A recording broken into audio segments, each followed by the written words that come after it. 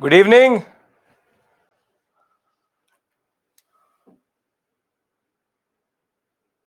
Good evening, Yashika. Good evening, good evening, good evening.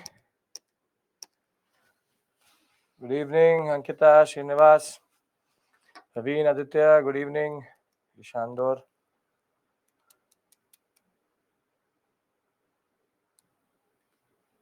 Well, Shruti, I hope that you will be able to use it to achieve your dream. Okay. Good evening. As always, we'll wait 2 to 3 minutes and then we'll begin.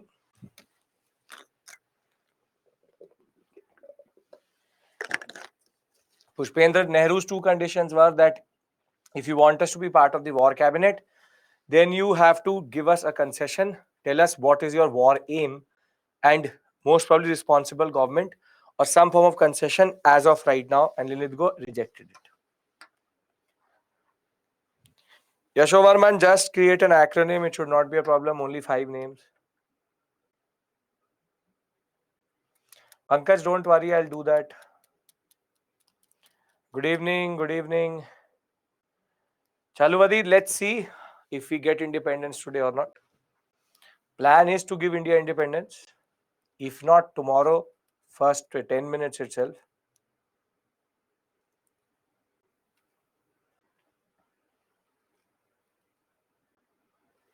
Sameem, it will take time to write an answer initially. It will take time.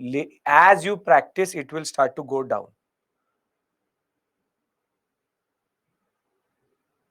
Viceroy, Praveen. Then Yashika, then the problem is that if you're not able to write more than 150 words, then basically you are summarizing it too much. A little bit of detail is important. Tomorrow, as it is, we will finish everything. We will discuss previous year questions. I will get Bipin Chandra. I will show you what is the chapters which are important to read. If not, generally you can ignore most of the book because we've done the PPT. PPT plus NCERT remains important. Kivika, we should get independence. As I pointed out to a lot of you, on Saturday, 4th March, we will have an extra class to make up for the lost time in the first class because of the technical glitch. And this will be from 7 to 10:30 a.m. This will be post-independence. It is not part of the modern India syllabus. Modern India will be over tomorrow. Then 3 classes of post-independence in that sense. 7.5, 7 out of 15 is very, very good. That actually showing that understanding is there, no issues. Praveen, don't have to worry. If the PPT plus the NCERT is more than enough. As I said, Bipin Chandra, it's totally the way you approach it in that sense. Okay. Okay. So please remember, tomorrow you'll get an email notification about this. And then on Friday, you will also get a push notification about it. And in the morning, we'll see, or I'll see you as it is at 7 a.m. Kratika, which batch are you referring to? Tushar, all hail. All hail. Revolution. Inqilab means in revolution. Yes, Khadija, no issues in that sense. Yes, reading the NCERT like a storybook just as revision. Next one should be Kritika, most probably morning batch should be. Yashovarman, that today we, as it is, have a session for that. Okay. Can we begin our journey for today?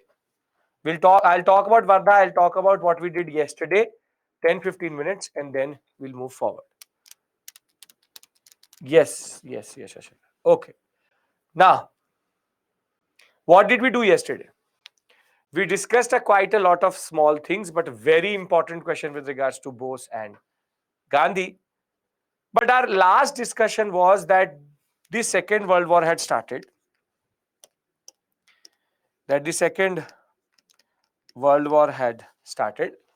And Lilithgo had created his what is called as war cabinet. And war cabinet basically was to get the viceroy or to get Indian support to the Viceroy. So it was technically the Viceroy plus Indian parties. And Nehru created this concept that if they wanted the cooperation of INC in this war cabinet, there were certain conditions. We already saw that Gandhi had said no conditions. Bose had already left the INC itself, forward bloc, and he'll be back today. We'll discuss him. And the INC therefore kept the following demands, and that was based on what is called the Wardha Resolution.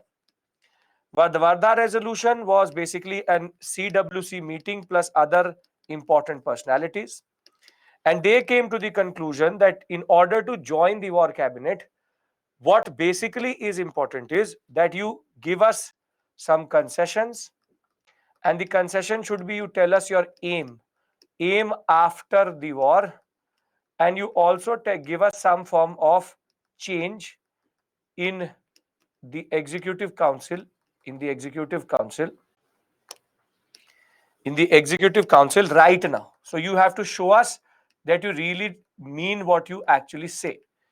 And this was decided that after the war, you need to tell us the aim and change in executive council. Therefore, now what happens is that Linlithgow will fully ignore this and technically give negative concept or negatively respond to this. He already had started his romance with Jinnah, and basically the Muslim League had now entered into the war cabinet, and the way Linlithgow realized that Jinnah was the answer to Nehru, Gandhi and Bose was basically the concept of he knowing that he had finally found somebody who could counter the INC. Linlithgow said that maximum, I'll give you a consultative committee, and once the response from Linlithgow is negative to all of these demands, at the Ramgarh session, whilst reiterating that what India wants is complete independence, the concept was that the INC asked all its ministers and all its MLAs and the central legislative members to resign, and that leads to the resignation of all people who had got elected during 1935-36 or 36-37. So basically we stopped here, that Congress had now fully cut off its understanding with the government. Viceroy had now been isolated, and generally the Congress had taken a call that we will not. This happens in 1940. So basically, by the fourth decade of the decade in which we get independence, the Congress has now fully broken down its relationship with the Viceroy. It has asked all its members to resign, and the Ramgarh conference, in that sense, INC and Ramgarh, basically confirms that there can be no cooperation. So I hope that this basic summary gives you an understanding that simply the fact of the matter is that Wardha Resolution and Ramgarh are basically the way the Congress was trying to work out something with the war cabinet or with Linlithgow. But the overall conclusion is basically Linlithgow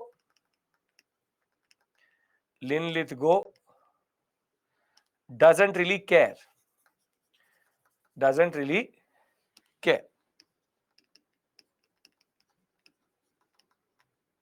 Linlithgow doesn't really care. Linlithgow doesn't care. Hi, Jashanto Priya. Welcome, but you've joined when we've already reached 1940. So Linlithgow doesn't really care, does not care about any of this. He does not care any of this. CWC means Congress Working Committee. Congress Working Committee. Now, can I take the story forward? Can I take the story forward? Yes? Great. So we have reached the year 1940. If you remember, we started in 1613, and even before that, 1499. And we finally come to the decade in which we get independence, 1488, if you add Bartholomew Diaz to it. So we've traversed quite a lot. Quite a lot. Yes, Abhinav, you're right about that.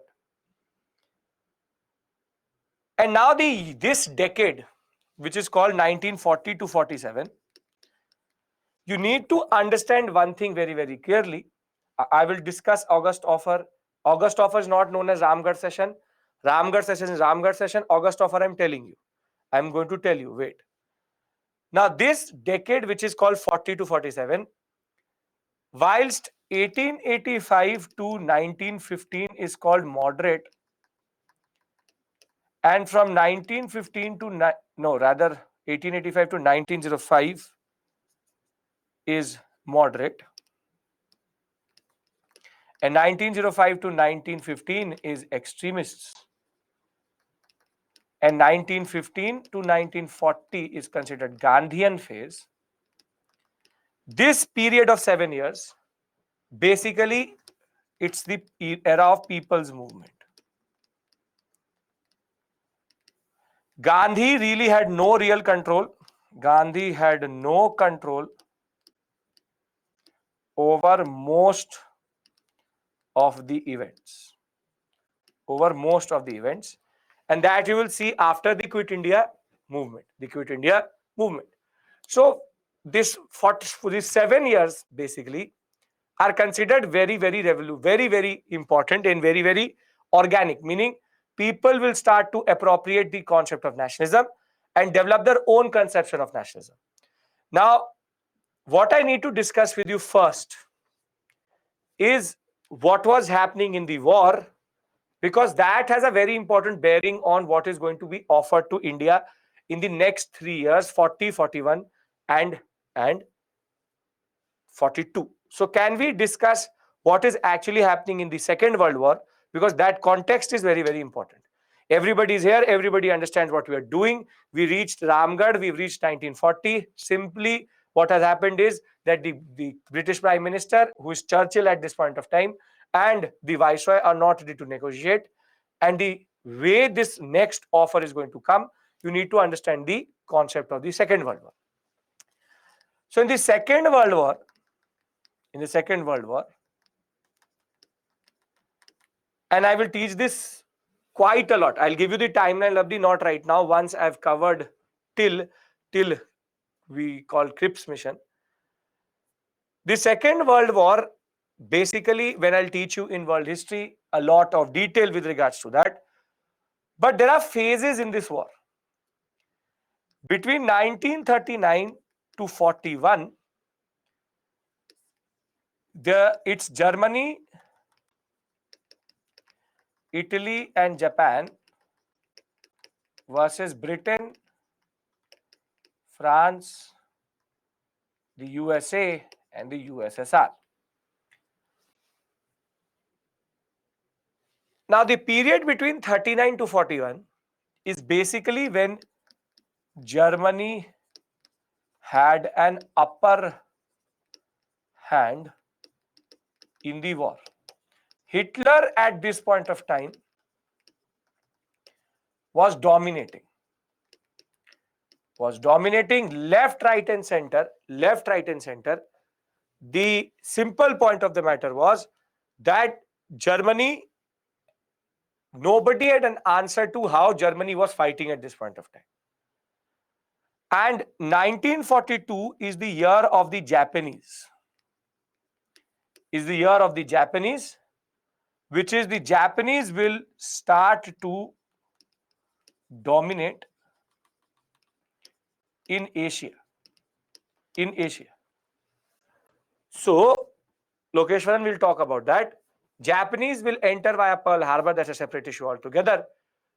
But it is very safe to assume that would the Japanese be on the would the British be on the front foot or the back foot when it comes to this period between 39 to 42?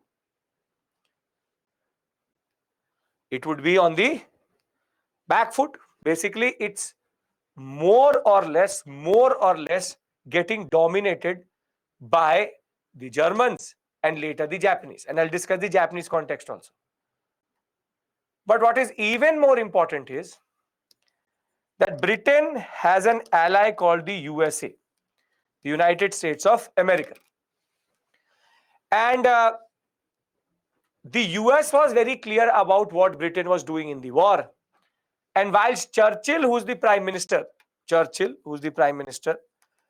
very celebrated but one of the worst characters for India, whilst Churchill technically never gave anything to India, the US said very simply, Roosevelt said that why is that you talk about so much democracy, but you don't give Indians any democracy? And the US pressure was always there on Churchill. There was a pressure on Churchill to prove that Hitler and Churchill were different. Because the US could easily say that, how are you different? If Hitler is killing Jews, then you are killing Indians. So how are you different? How are you a different power? How are you this democracy epitome? So now the Americans create a lot of pressure on Churchill that you show us that you are not Hitler. And between 39 to 42, as it is, Hitler is dominating and later Japanese will also come into the fore. So a lot of students, a lot of teachers, a lot of people rather study modern India in just modern Indian context. But in order to understand 40 to 47 period, rather 39 to 47 period, you need to look further, which is what is happening in the world. So what I want you to understand here is that when the August Offer Individual Satyagraha and Cripps Mission, rather August Offer and Cripps Mission will come, it is not an organic or what we call as a voluntary act of Churchill. Churchill, both August Offer is basically 1940 and 1942, August Offer and Cripps Mission. What I'm trying to say is the larger context here is all are under compulsion. All are under compulsion. What is common to both of them is that Britain was under a lot of pressure to get Indian support and prove that it was not like Germany and Hitler. Again, I am telling you, this is also the period 39 to 42 where Britain is on the back foot, And this is the basic point, that Britain is on the back foot because Germany is dominating, and that domination needs to be understood very, very clearly. Very, very clearly. Simply, again, I'm repeating myself. The Second World War has a lot of phases, 3-4 phases rather. I will tell you why it is called an offer. You don't get caught up there. You please need to understand this is Second World War is the context for the August Offer and Cripps Mission. Germany, Italy, Japan, Britain, France, USA and USSR were fighting the Second World War, and Hitler had a major upper hand in the first period, which is called Blitzkrieg period. And I will discuss everything with you in world history when we will discuss it, how he was going from the Battle of France to Battle of Britain. He was stuck in Britain, then he went to Greece and Egypt, then he turned towards Operation Barbarossa, Russia. We'll discuss all of that. How Pearl Harbor will be introduced, why America is going to enter. We'll discuss everything. That is my promise to you. The basic point of the matter is, trust me that Germany has an upper hand in the initial period, and Japan also is now becoming more and more aggressive in Asia. And Japan is a very ruthless power. Very, very ruthless. They mostly only know how to kill. Very ruthless when it comes to imperialistic power. And Japanese are much, much, much worse. If Britain is basically poison, Japanese are poison which kills you instantly. So, basic point of the matter, again, please try to understand this. This is the larger context I'm trying to argue, that basically Churchill was no angel. Churchill was the worst personality for India, And Linlithgow and Churchill will offer us these two offers, August offer and Cripps mission, but that is all under compulsion. Can we agree to this much? If we can agree to this much, then we discuss what is August offer and Cripps mission. Yes? It's a monarchy chalu wali. Okay.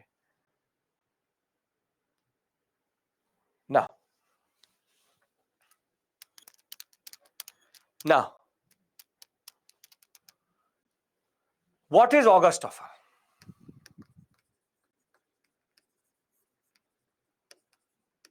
(1940). Now, when we talk about August offer 1940, August offer is a major breakthrough, though in constitutional agitation in India, but also showed us how the British was thinking. So this is going to be offered by Churchill and Linlithgow. And this is going to come in August of 1940. That is why August offer. And the August offer was the concept that in order to get the INC on the war cabinet and to show explicitly the Indian support, the following things were offered to us. That is why it's an offer. The following things have been offered to us. First, dominion status. But if it is dominion status, it means within the Commonwealth or outside the Commonwealth. Very good. So dominion status within the Commonwealth. Very good. Within the Commonwealth. On the other hand, the second thing which they offered to us was, after the war, a constituent assembly mainly comprising of Indians. Mainly comprising of Indians. Now, the word which is very important here is mainly. So now the basic point is, would the INC accept either of these demands? No? So the basic point was, it was designed to fail. That Churchill can go to the Americans and say, देखो हमने तो offer किया था. We offered, but they didn't take only. They are arrogant. They are not taking. We offered, but they didn't take it only. So basically, Linlithgow and Churchill are doing a half-hearted attempt to get the INC on board. But why is August offer considered so important? Is because for the first time, British accepted dominion status.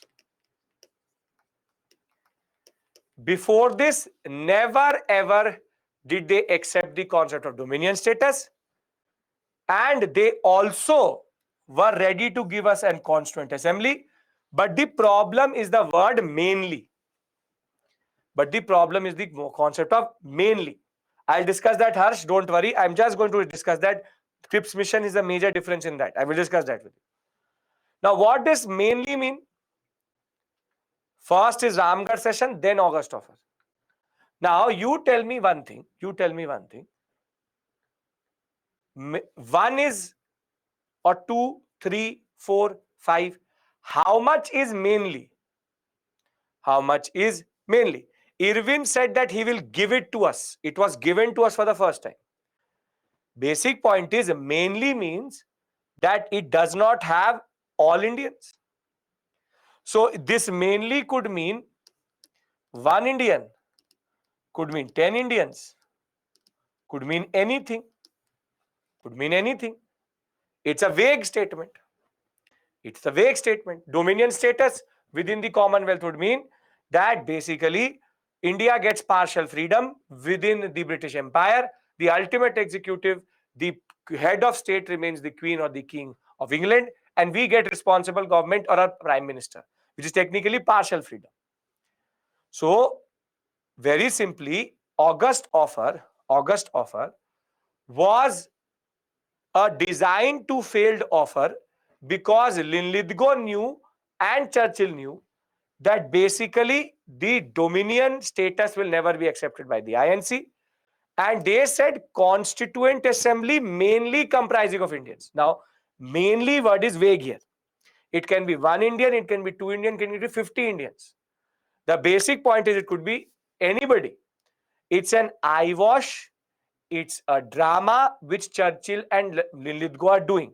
So basically, the concept within August offer, why it is so revolutionary, considered so important, is because Dominion status was offered to us for the first time properly, and Constituent Assembly demand was also accepted.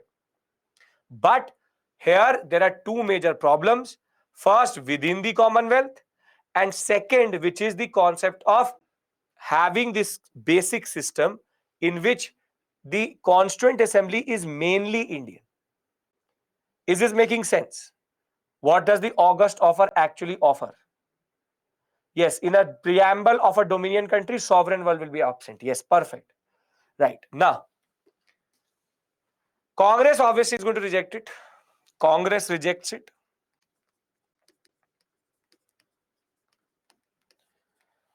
And as I said, Parth, I'll say a word to you.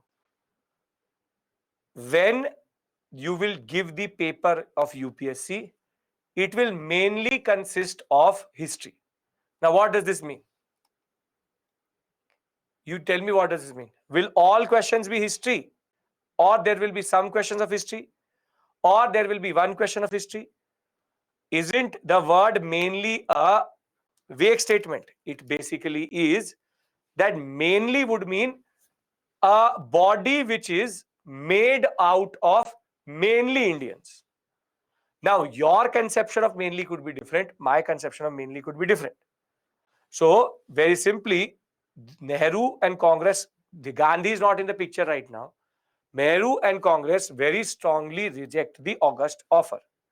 Are you getting my point? Why that word is problematic? Mainly, it could be 1, it could be 10, it could be 100, it could be G, it has to be 1 at least.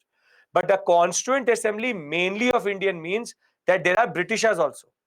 And that is not something which the Congress wants. The Congress wants to independently make a constitution. So the Congress is going to reject the August offer under Nehru. And now the Congress will say to Gandhi, that please do something, start something. At least start something, because you see what the British are doing. But still, Gandhi was not ready to launch an all India level movement. And that is why in 1941, he will start his very unsuccessful individual satyagraha. And the concept was very simple. Individual satyagraha meant that everybody is going to do individually, defy some laws, and you will talk about how the British are not true to their agenda in India. You will move from village to village. If you don't get arrested, move forward. If you get arrested, you go back and then you start your journey again. And basically, it was also called the Delhi Chalo movement. It's called the Delhi Chalo movement. It's pointless, though Vinoba Bhave did it very, very well. Nehru was also the other one who did it. But individual satyagraha, 25,000 people will be arrested also in this. It was just about talking about or criticizing the British and spreading the message that the British were useless. So individual satyagraha was the answer of the British, of the INC under Gandhi to the Congress or to the August offer. So August offer offers to us dominion status within the Commonwealth and the Constituent Assembly mainly comprising of Indians. There's a very weak response. There's a very weak response of Gandhi, which is called Delhi Chalo movement or individual satyagrah, which is people will not, it's not Subarna mass movement. It's about individually breaking, doing civil disobedience. And when you are able to break a law in one village, then you are not arrested. So to go to the next village, then break a law, then move to next village, next village, next village, next village, next village, move towards Delhi. But I hope that you are able to understand the pointlessness of that. The problem is it should be mass movement. It should be mass movement. He is talking about individuals doing it. So you tell me, would Lithgow be under pressure because individuals are getting arrested? So here, basically, Gandhi himself is undercutting his own agenda. People are desperate for him to launch a mass movement, but he's still not ready to. And basically, they will eventually get arrested. So what is the point of this movement itself? So Gandhi will show very weak response in 1941. And that is the problem with Gandhi till 41. 42, he will have a different sense of urgency. I will tell you that. But let's talk about the August offer. The August offer came in August of 1940. And what was proposed was dominion status as an objective for India. But this was within the Commonwealth. Now you tell me one thing, if the Indians want to leave the Commonwealth, is there a provision in August offer?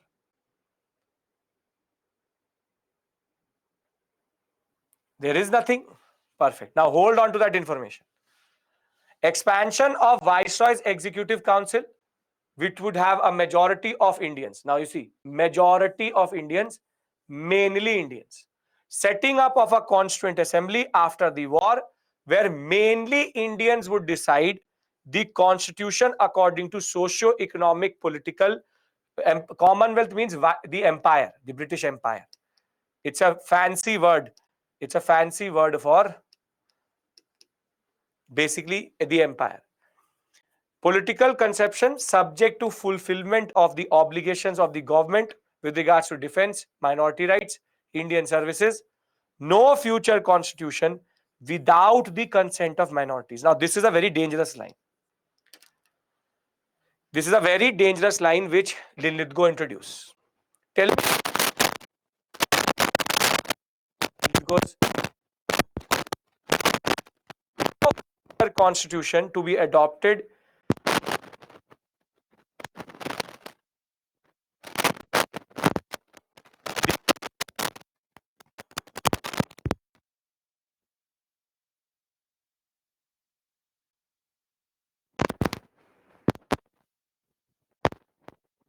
Now is it better?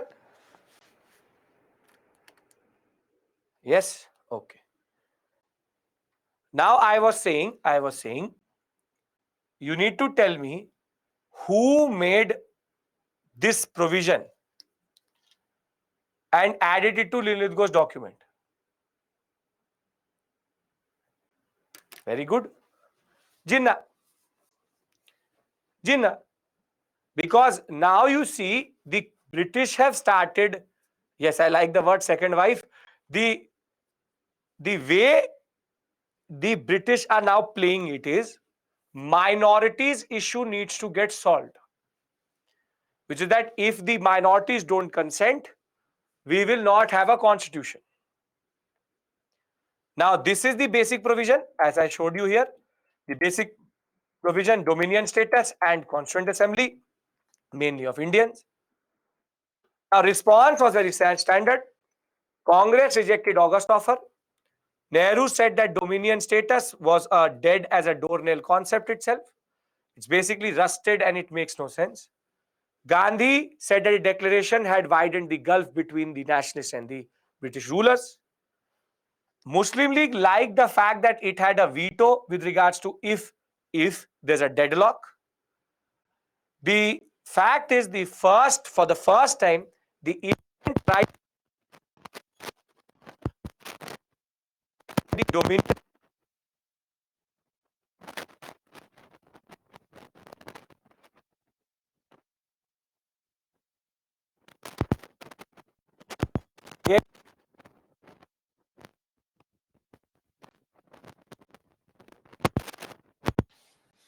Now is it better? Is there an issue now? No. I'm really sorry. It's either something with the mic. If it's persists, I'll get this changed. Okay. So as I was saying, that Nehru will say it's a dead as a doornail concept. Dead as a doornail concept. Muslim League was happy that at least they had veto. Dominion status was offered for the first time to Indians explicitly. And there will be also addition of Indians into the Viceroy's Executive Council, because in July of 1941, the total number of Indians will now exceed the number of Britishers. From the 12, it was now 8. And basically, defense, finance, home, the three most important, still kept with the British, with the National Defense Council. But basic point of the matter is, this was not acceptable to anybody.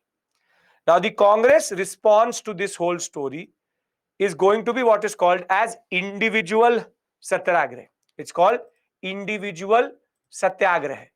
Now, individual satyagraha, very simply, is that towards the end of 1940, the Congress once again asked to Gandhi to take the command, and Gandhi now began steps which would lead to a mass movement within a broader perspective. He decided to initiate a limited satyagraha on individual basis of few selected individuals in every locality.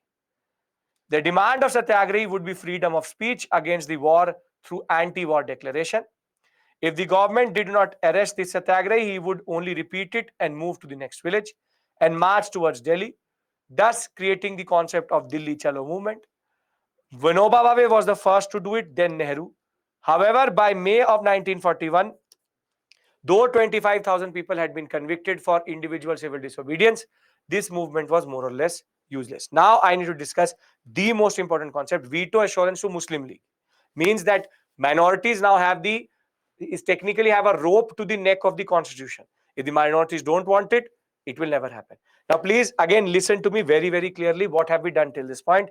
Because of this voice disruption, what happens is the basic flow breaks. But let us again try to understand something. I started the class by telling you Ramgarh Congress ministries resign. The Indian cooperation with the British has totally broken down. The Second World War, the Germans are dominating, and the US is creating pressure on Churchill to do something. Churchill will now give a half-hearted call for what is called as the August Offer, dominion within the Congress, within the Commonwealth, and the concept of Constituent Assembly, mainly of Indians. Are we all on the same page regard of this? I'm extremely sorry for the voice disruption, but we all should be on the same page with regards to this. If we are, then I move forward. Very good. It's very small topics, but very, very important topics. Okay. Now let's refresh our memory. In August Offer 1940, what was offered to India?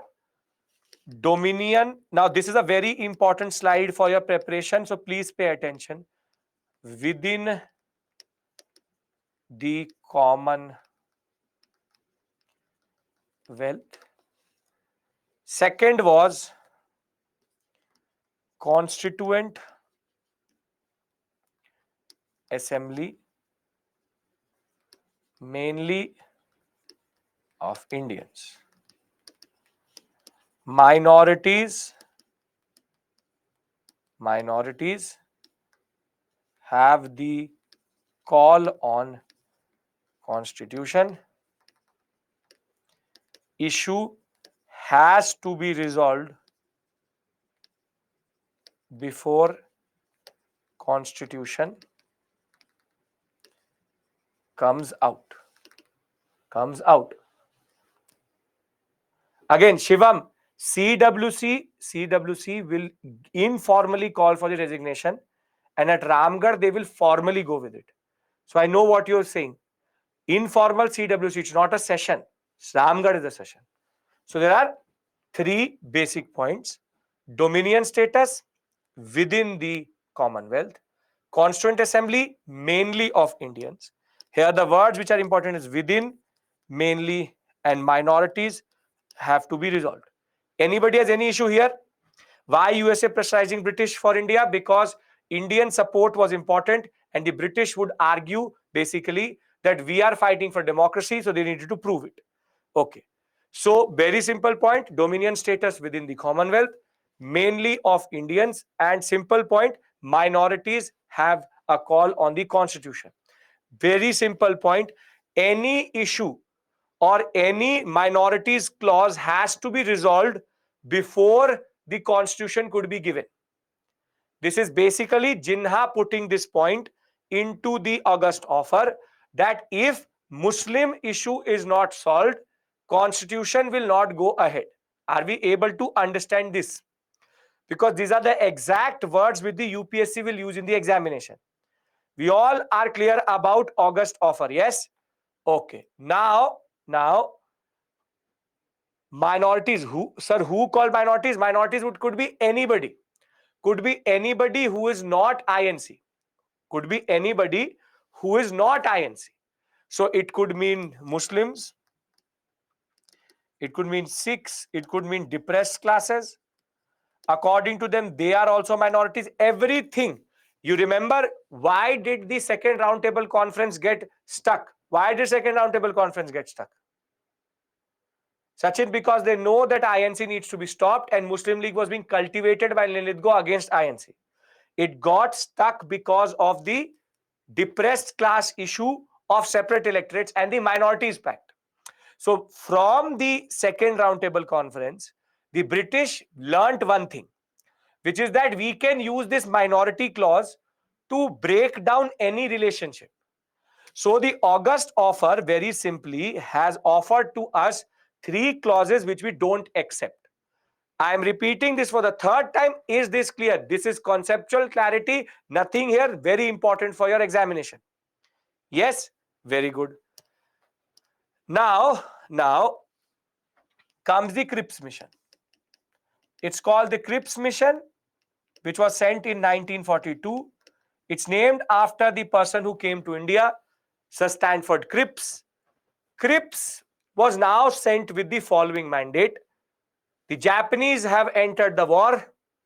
The Japanese are running rampage in the southeastern sector. Britain is not in a good state in the war itself.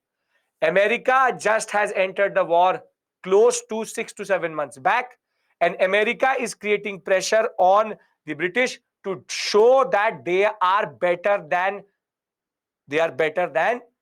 Hitler. Now, very simply, Cripps mission for the first time will say, we offer dominion status with the option of leaving the Commonwealth afterwards. This is the major change, which is that now they are giving us an option to leave the Commonwealth if we want. And basically, this is what India got also in the Indian Independence Act: dominion status with the option to leave Commonwealth. And we used it as soon as we got independence. The simple point is, dominion status now was just a transitionary concept, and India did have the aspect of what we call as the possibility of being a sovereign nation. The possibility of being a sovereign nation. So this is the first major change which happens in the Cripps mission. You see how basically India's cooperation had become so important for the British. So it is still dominion status initially, but then in the first one, August offer, it was not allowed to leave, or we were not allowed to leave.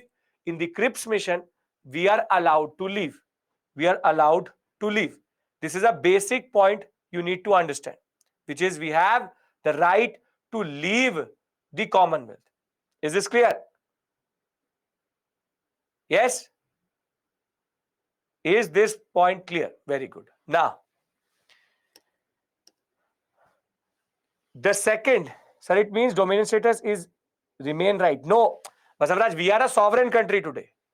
But basically, the British, what it said was, they would not give us independence straight.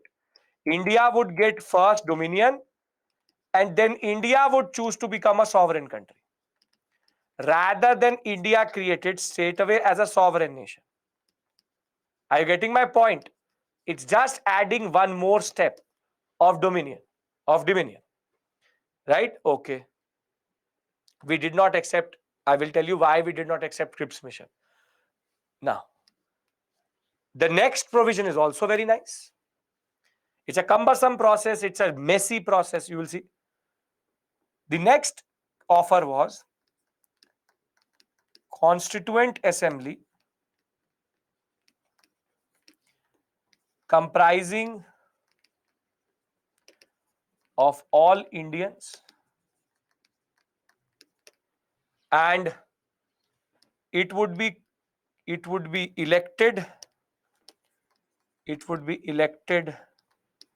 via proportional representation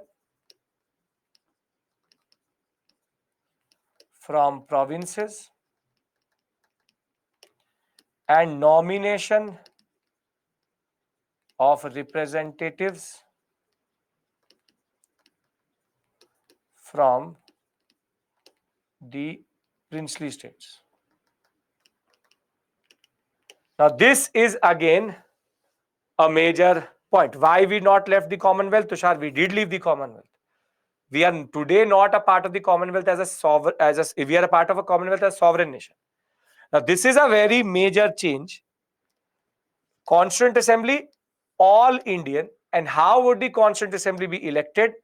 Proportional representation from the provinces and nomination from the princely states. Now, you see, if you look at this, is the Cripps mission one step forward or one step backward to August offer? It is, till this point, it sounds great. It's technically what India was looking for in a way. India was looking for it. But now there's the next clause, which is the problematic clause. Can we discuss the third clause? Anybody who is not able to understand the two comparatively to each other, that I've written them together, which is that basically dominion within, dominion without, Constituent Assembly mainly, Constituent Assembly all, and now the most dangerous provision of the Cripps mission, why we did not accept the Cripps mission.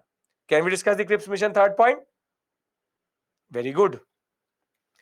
Now, what the Cripps mission had was a third major problematic point. And that point was that at the time of creation of Indian dominion, if any province does not want to be part of Indian dominion, it can leave the dominion and form a new one, or form a new dominion. This is basically called the partition clause. That what Cripps is saying is that out of India, this is again suggested by Jinha, when India will get created, out of the 11 provinces, for example, Northwestern Frontier Province does not want to be part of the Indian Dominion. It can write its own constitution and become a separate country. And this is why the Cripps mission is considered a major problematic mission. Till this point, it's all rosy picture. But as soon as Cripps mission offered this, it was now clear that there is no moving forward. There's no moving forward, because as it is talking about what is going to happen after the war. But this will be not acceptable to the British, to the INC. This is technically giving India, and that is why you understand why they wanted to go for these two steps. Because if you make India into a sovereign nation, you can't add this clause. So rather create first dominion and then sovereign nation, and at this stage they can divide India. So they are not helping us form our constitution. They're just doing a drama. Because will the INC accept this clause? You tell me. No. So again, simply Cripps mission was designed to fail. There is no concept of sovereignty in dominion. It's only after you become a dominion that you can become a sovereign nation. Now, are you understanding the larger aspect here? The clauses are randomly made because the INC will not accept either the August offer or the Cripps mission, because Churchill wanted India to not accept these, so that Churchill could say to the Americans, see, we are offering them, but they are not only taking. And this is why the provisions were radical, but there was always one clause which was never acceptable to the INC. So the August offer, it was not acceptable because basically mainly India. And the Cripps mission, again, not acceptable because of the fact that you are giving partition clause. So very simply, both August offer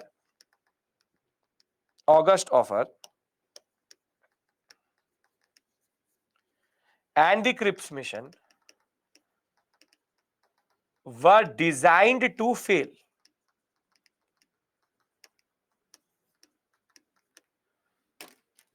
I'll tell you a very simple point. UPSC changes the rules and it says that anybody who has the citizenship of Mars can become an IS officer automatically. Now you tell me, is this offer of any use? I am offering you, UPSC is saying direct entry, but they have designed it to fail because citizenship of Mars does not exist. So August offer and Cripps mission are the same thing. That basically we will offer something to the Indians in such a way that they don't accept it. And if you understand this point, I would like to give you a mains question here and go to Quit India. What was the use of resigning the members? So as to show protest. It was about protest. Okay. It means that after the war, India would have the right to choose dominion by leaving the Commonwealth. Harshita, they did not accept it only, but that was the plan. They are intentionally giving not acceptable things. Yes. Why did Gandhi call it a post-dated check? Because even if these two clauses were good, it was only going to come when the war is going to be over. But nobody knew when the war is going to be over itself. Okay, I'll give you a check. I'll give you a check of $1 billion and you can encash it on 1st March 4045. So what is the point of that 1 billion? Are you getting my point? So I am offering you $1 billion. but you can only get it in 1st March 4045. So now you tell me, is this of any purpose to you? Basically, both the Cripps mission and what was the use of the British designing Cripps mission to fail? Because he can go to the Americans and show, see, August offer, Cripps mission, and we offered something to the Indians. Indians are arrogant. It's all a drama. Churchill will say, देखो हम तो दे रहे, we तो are offering, but they are not taking. They are not taking. So it shows that the British is trying to get something out of this relationship, but it's the Indians who are the problem. Are you getting my point? Are you getting my point? So the major difference between first and second, first is we were not offered to leave the union, and here we were technically getting the option to leave the Commonwealth, as it is called. Commonwealth meaning if we ever accepted August offer, we would never have become a sovereign country. But in Cripps mission, we would have become a sovereign country maybe later, mainly to all, which is till this point it was not specified how the Indians would get elected. Now it has specified how Indians is going to be elected: proportional representation from provinces, nomination from princely states, and the major clause, which is partition clause. Congress rejected both the clauses. Obviously, they rejected both the clauses. If not, our independence would have been in 1942. Is this clear?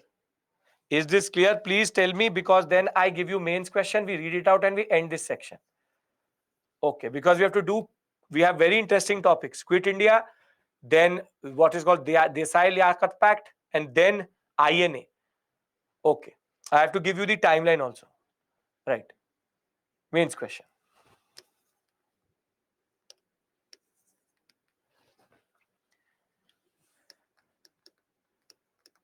The August offer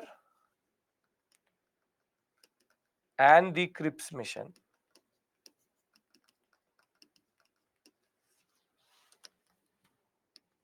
were important constitutional concessions, but were designed to fail the Indian National Congress. Discuss. Or rather, we said designed to fail.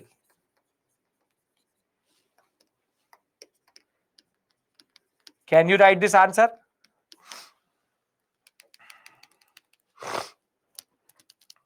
Congress rejected both the offers. Why did the British want Indian support at this point of time? They are the lowest at this point of time. They are the lowest at this point of time. Britain can only show to the world that we are. Churchill can only show to the world that I am not Hitler by basically saying that I am not technically Churchill is equally as bad as Hitler, but he's saying no, I am defending democracy. Defending democracy. You can write this answer. You want it to be 250 words. Okay, you have now become conscious of the words. 250 words, and send it to islive@byju's.com, and we'll be happy to check it for you. No issues at all. What is the main problem with Cripps mission? You tell me. Partition clause. Churchill is celebrated as a hero, but he is the worst when it comes to India. Worst of the worst.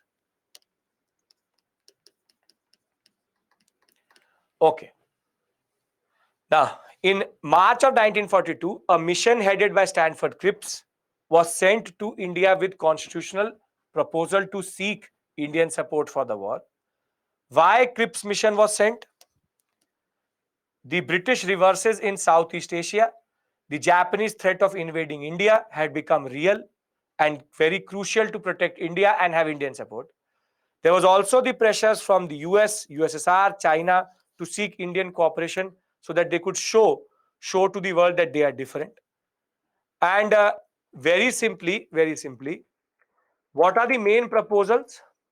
We are the main proposals. An Indian Union with the dominion status would be set up.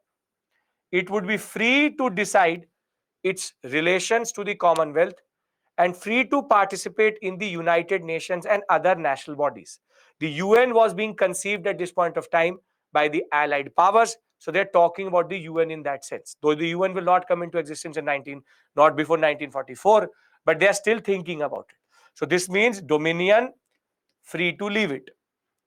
After the end of the war, a Constituent Assembly would be convened to frame a new constitution.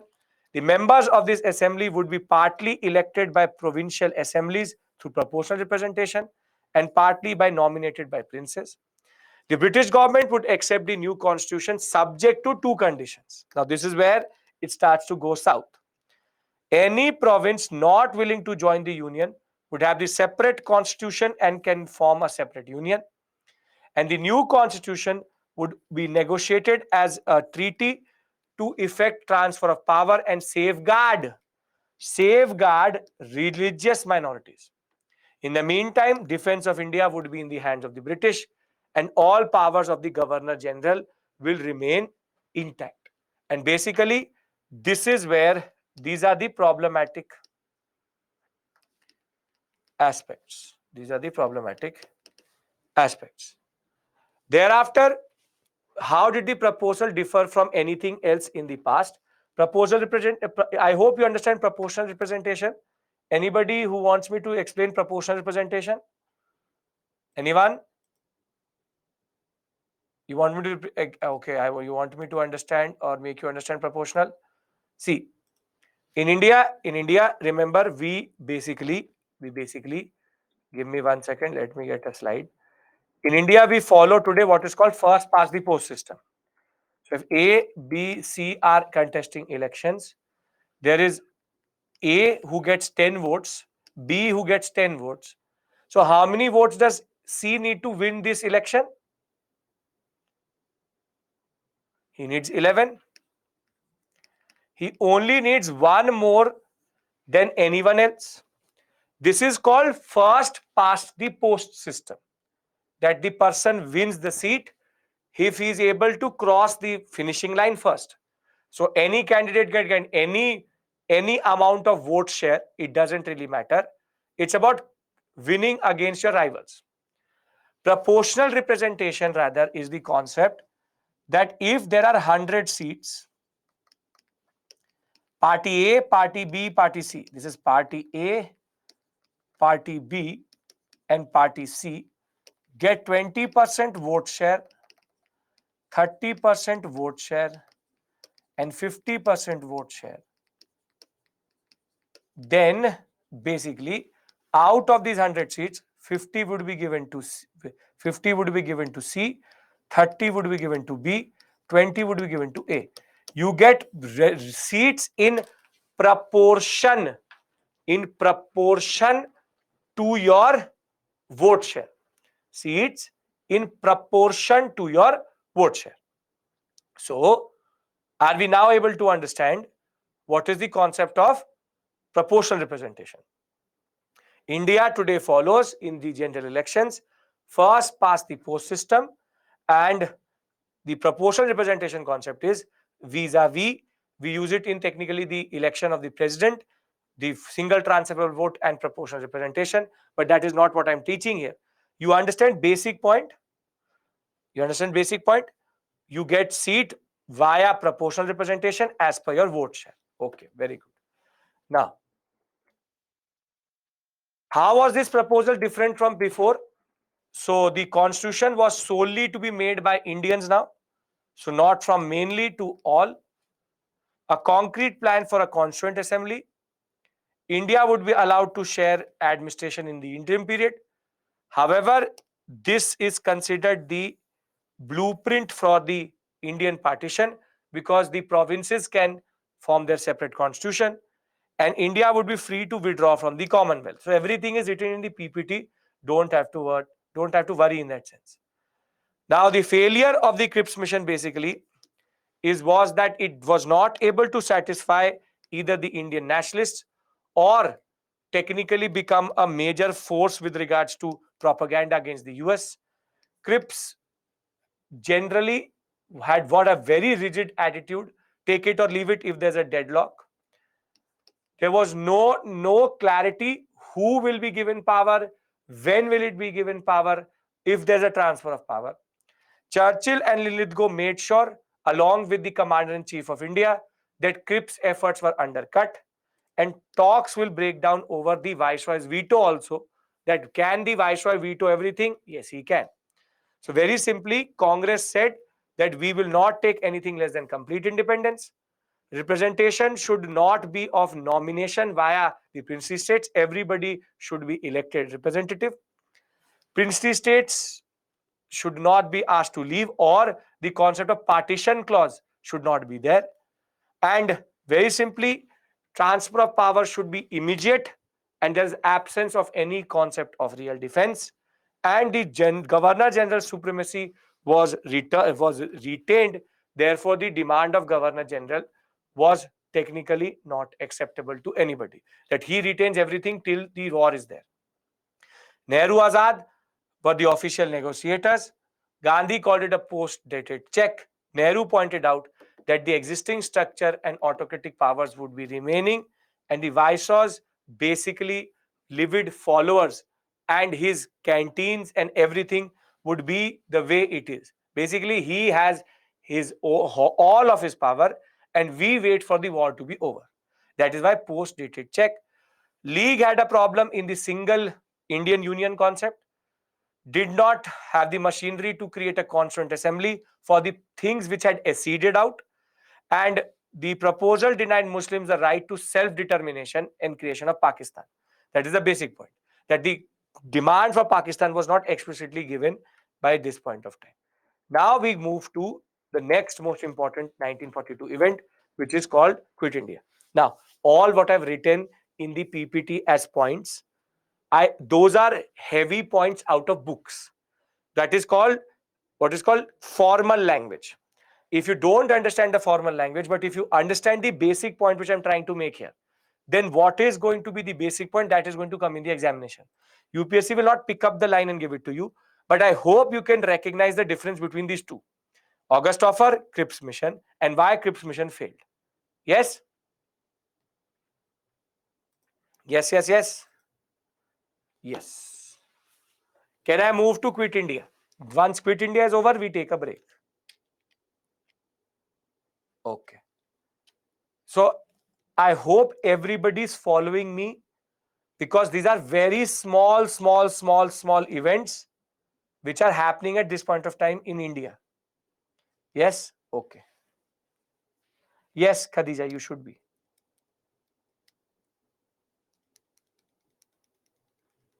Yashika, I have to give you timeline, I know that. But first, Quit India. Now, because we're still stuck up in the same issue. Still stuck up in the same issue. 1942. Implementation of constitution, if minorities not accept, then minorities don't accept it, constitution will not be implemented only. Now, Quit India. Now, there's a context for Quit India. Yeah, we'll do previous year questions properly, all of them tomorrow. All miscellaneous topics. Tomorrow we'll cover everything. Tomorrow is last class for modern India. Most probably Mountbatten plan will be left. Small 10-15 minutes discussion. We give India independence. We do questions. Now, the Quit India movement, 1942, August 8th, is a very different type of movement itself. We had the Rowlatt Satyagraha, we had the non-cooperation movement, we had the CDM. But Quit India was something different. Firstly, when Gandhi was asked in 1941, you go for mass movement, Gandhi said individuals. But in 1942, August, Gandhi is anxious. Gandhi is anxious, he's scared, and he has urgency. He has urgency. Now, basic point is, what did Gandhi eat that he was so anxious, scared, or in urgency that I need to start a movement as soon as possible? Nehru was also very, very anxiety driven. What is that by August of 1942, things were becoming so scary that he needed to start an all India level movement, and that is the presence of the Japanese. Japanese were running wild in Southeast Asia. In Southeast Asia, the Japanese literally, and the cowards, the British cowards, these useless cowards, as soon as the Japanese used to come to either the Malayan Peninsula or even Singapore or even parts of Indochina, what is Vietnam, when the British just used to board a plane and leave. They used to leave all the Indian troops, all the people at the mercy of the Japanese. They literally used to just switch on the engine of the aeroplane and board and leave. All British officers within minutes were gone. And this is basically called the retreats. This is called the retreats. The retreat of the British was humiliating. Because if the Japanese caught a Britisher, they would skin him alive. They would skin him alive. That is the brutality of the Japanese. They were the worst imperial power when it comes to basically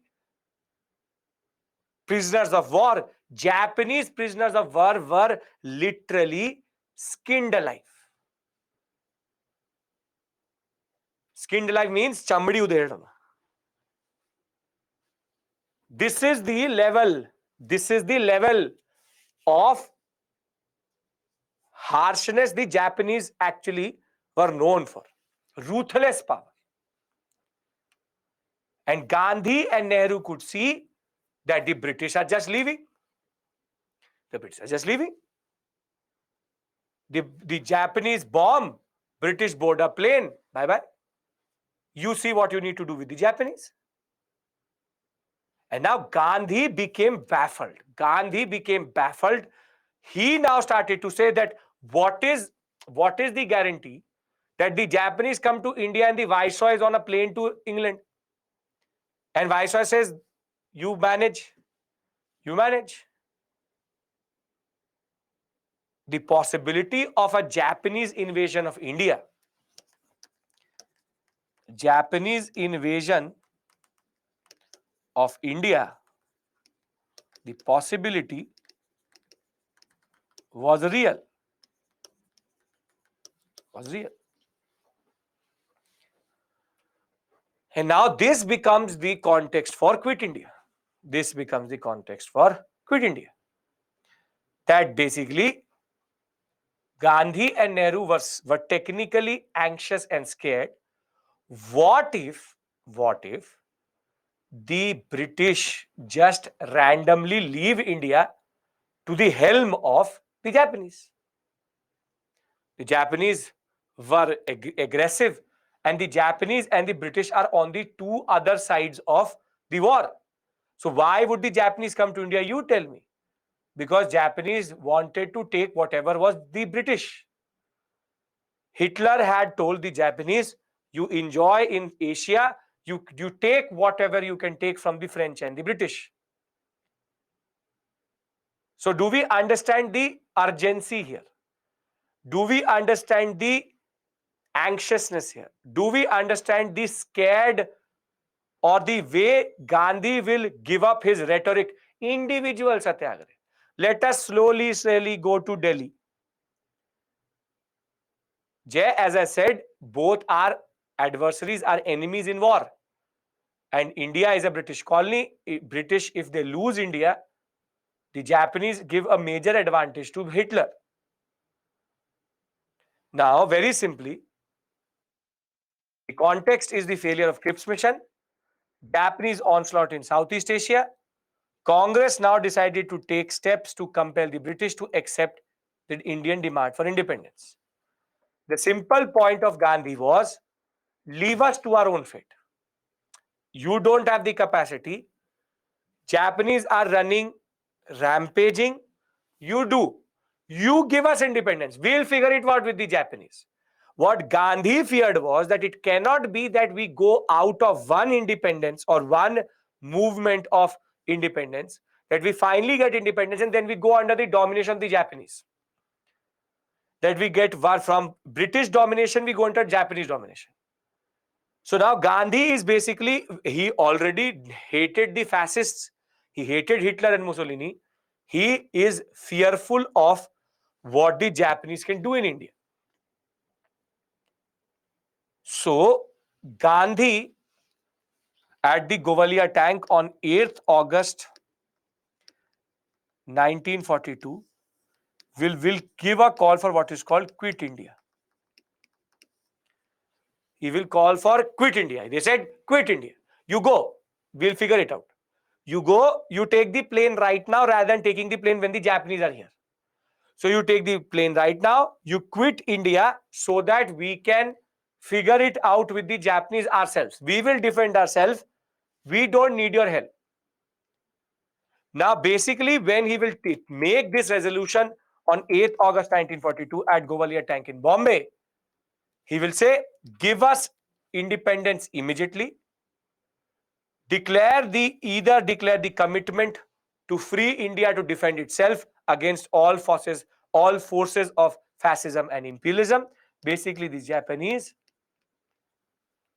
form a provisional government after British withdrawal, sanction civil disobedience against British rule, and Gandhi was named the leader of the struggle. Gandhi will also give the following cry. In the Quit India resolution, he said, government servants should not resign because we need a bureaucracy for this independent India, but declare your allegiance to the Congress. Soldiers do not leave army, but do not fire on compatriots, on an Indian. Students, now there's a very important point which Gandhi understood. If confident, leave studies. Don't have to learn this, do not learn. But he said, if confident, then leave studies. If you're not confident, then don't leave studies. If you're confident and you can manage, sure. If not, then don't leave. But if confident, leave studies. Zamindars, if they are anti-government, pay mutual agreed rent. If they are pro-government, do not pay rent. Princes, princely state, accept the masses and accept sovereignty of your people.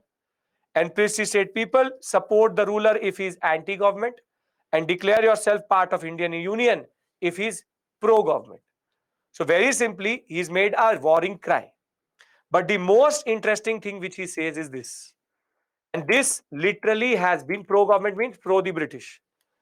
This is literally said as, and this is a quote out of Gandhi's, and you can see his urgency. Gandhi in this speech is going to say a very important line. Here is a mantra, a short one that I give you.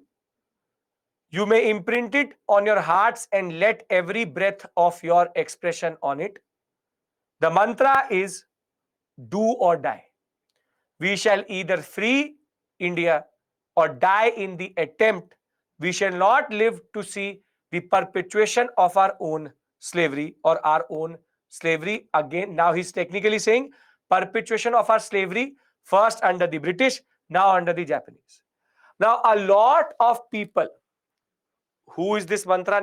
This is Gandhi's mantra. Gandhi's mantra. His warring cry was, perpetuation means to take forward, to continue. Now, a lot of people argue that Gandhi said do or die, which means that he sanctioned violence. But did he actually mean violence by do or die? Because a lot of people say that Gandhi compromised on his own ideal in 1942.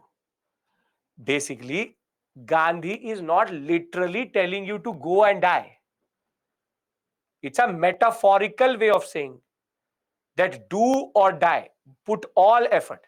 If I say to you, you have to do or die and clear this examination, but am I asking you to die for this examination?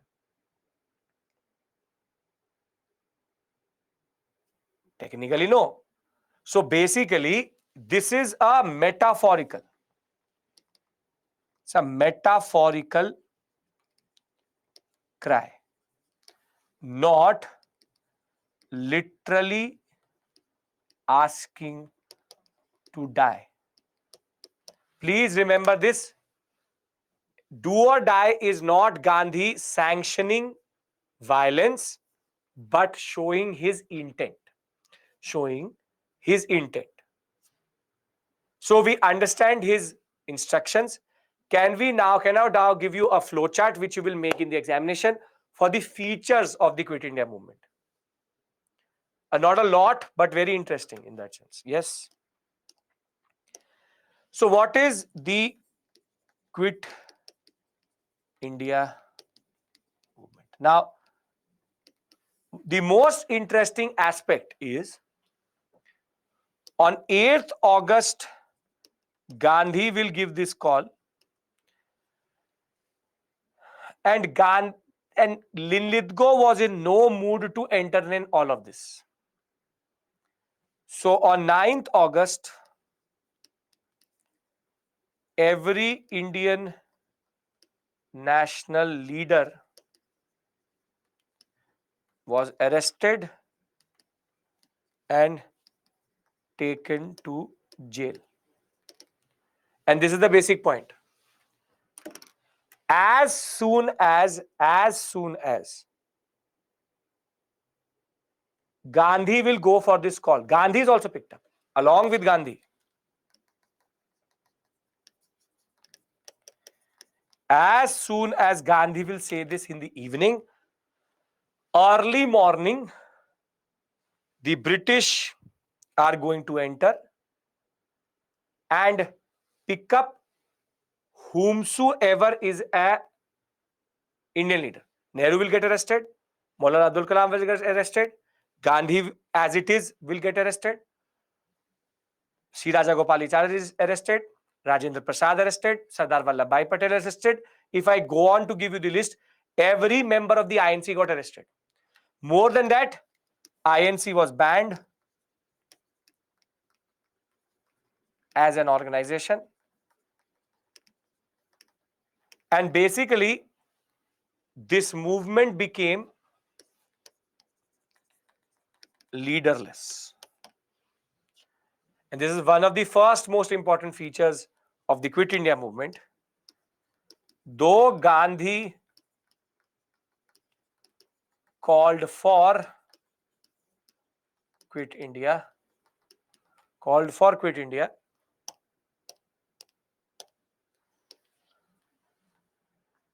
it became, you guess, did Jinnah get arrested or not? It became a leaderless movement immediately.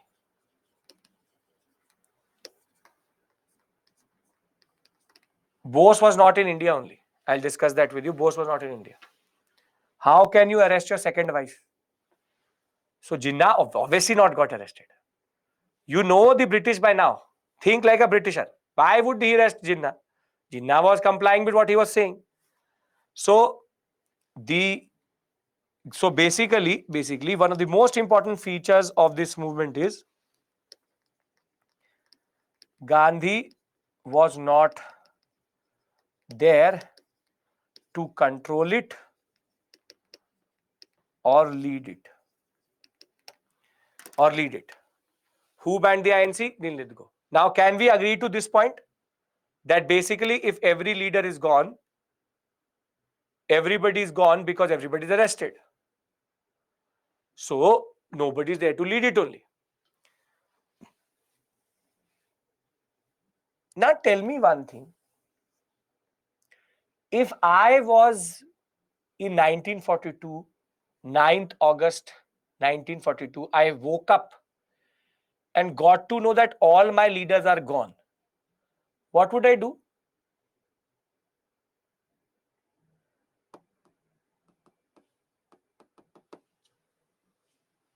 Sleep again. Achha.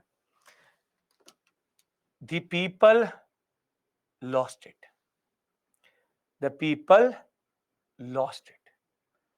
And violence will erupt immediately all across India. Violence will erupt all across India, and this will become the next important feature: public violence and rampage. Whatever they see in technically, what represents the British, they burnt it. Burning of police stations, burning of telegraph lines, burning of post offices, railway stations, whatever they could get their hand on, they started to literally burn it. Literally burn it. So the first response obviously was anger, was anguish, and was total destruction. However, one of the most interesting features of the Quit India movement is basically was the maturity of our nationalism. Moment of maturity of our nationalism. What do I mean by that? What I mean by that is, though there is proper public rampage, the people knew what to do. The people knew what to do. But who taught the people what to do in a mass movement? Who taught the people what to do in the mass movement? This is the contribution of Gandhi. Basically, what is going to happen is, people knew what they had to do. So, new leaders will emerge. New leaders will emerge. There will be parallel governments will be established. And more than that, there will be secret organizations. Secret organizations. A very interesting personality, Usha Mehta. Secret organizations. And the most important, mass civil disobedience along with violence. This is the importance of Gandhi. Bose is not in India. Bose, as of right now, 42, he's in Singapore. Basically, India had now learned what to do when there was a call for a mass movement. Every Indian knew what to do. And this is why Quit India is the inauguration of the people's movement phase, because now people did not need Gandhi. Peasant knew what to do. The workers knew what to do. The zamindars knew what to do. The public servants knew what to do. I have been literally since 1905 until 1942, this 40, close to 40 years of literal movement after movement, 1905, 1919, 1922, 1931, and then 1942. It's a culmination of the process. Please understand this, because Quit India represents this very important movement. If you want to add individual satyagraha, whatever it may be, the point of the matter is, Quit India represents something which tells us and is satisfactory that India would get independence for sure now. Because Indians were now conscious of their role. They were ready to sacrifice themselves. They were ready to sacrifice themselves at the helm of everything. And they were very, very important, because now there are no leaders. Nobody knew where Gandhi was. Nobody knew where Nehru was. Now the INC is not how Indian nationalism stays alive. Why were the Swarajists and no changers fighting? Because they thought that the national movement will fizz out in the period of 1922, 23, 24. Here is a movement where there are no leaders, but now leaders will emerge. Aruna Asaf Ali, the wife of Asaf Ali, she is going to step up. Usha Mehta was a person who actually operated a secret organization. And what her task was, that she was a very wealthy woman. She had a secret radio called the Bombay Radio, out of which she used to broadcast at a frequency which the British did not know what were the instructions to the people. In her car, she used to always have 3 rifles. And she was the one who used to distribute rifles to the revolutionaries. Underground radio, distribution of rifles. She used to buy rifles and give it to revolutionaries. She was the one who literally in Bombay had become the new Gandhi. And that was not possible before CDM. Parallel governments will emerge. In Balia, in Satara, there will be people who will literally destroy British rule and form their own Gandhi Raj. These things were not known in India. And our nationalism, the Bose and Gandhian nationalism, had now culminated. It was a culmination of the process. So a lot of people just talk about Quit India as a movement. But Quit India is not about a movement, it's a maturity of a movement. If I have taught you modern India, now I don't need to tell you what you need to do. I have prepared you for modern India. Same way, Gandhi, through this long, arduous process since 1915, day in, day out, was creating the context of how India could now become an independent nation. Independent nation. And this is why Quit India is considered, as much as it has all these standard features which you are going to write in the examination. You need to understand the significance of it. And that no book will give you, but I'm trying to inculcate it to you. It is the efforts of Nehru, of Bose, of Gandhi, of Maulana Abdul Kalam Azad, of Dadabhai Naroji, every person who had died for India. Bhagat Singh, his comrades, HSRA, HRA, Anusilan Samiti, the Mitra Mela. It is not a joke that a movement could equally become basically out of within one day. It would have become useless. But one of the worst features which Linlithgow embodies is extreme governmental repression. Government also did a lot of repression. Police firings. Linlithgow, that is why I asked you this question in the second or third class. Who do you think is the worst viceroy? Curzon is not even half of what Linlithgow is. Literal shooting of the people, but the people were ready to die. But the people were ready to die. Our freedom today, the fact that I am here as a citizen of India, as standing in the Republic of India, there is blood which was shed to create that freedom, and we take it for granted. And that is the ironical part. That is the ironical part. That somehow our nationalism matured in Quit India, but today we don't realize the importance of our freedom. So if you're able to understand the larger perspective here, I'll just add the details into this story and then we take a break. Are you able to understand the concept? Please.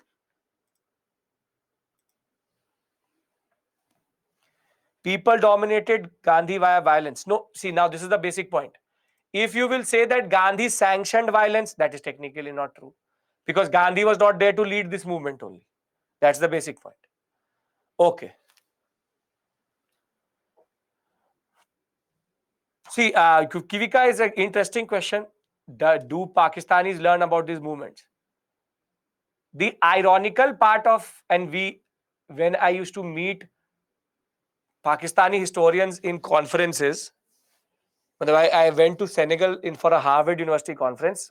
2-3 Pakistani historians were there.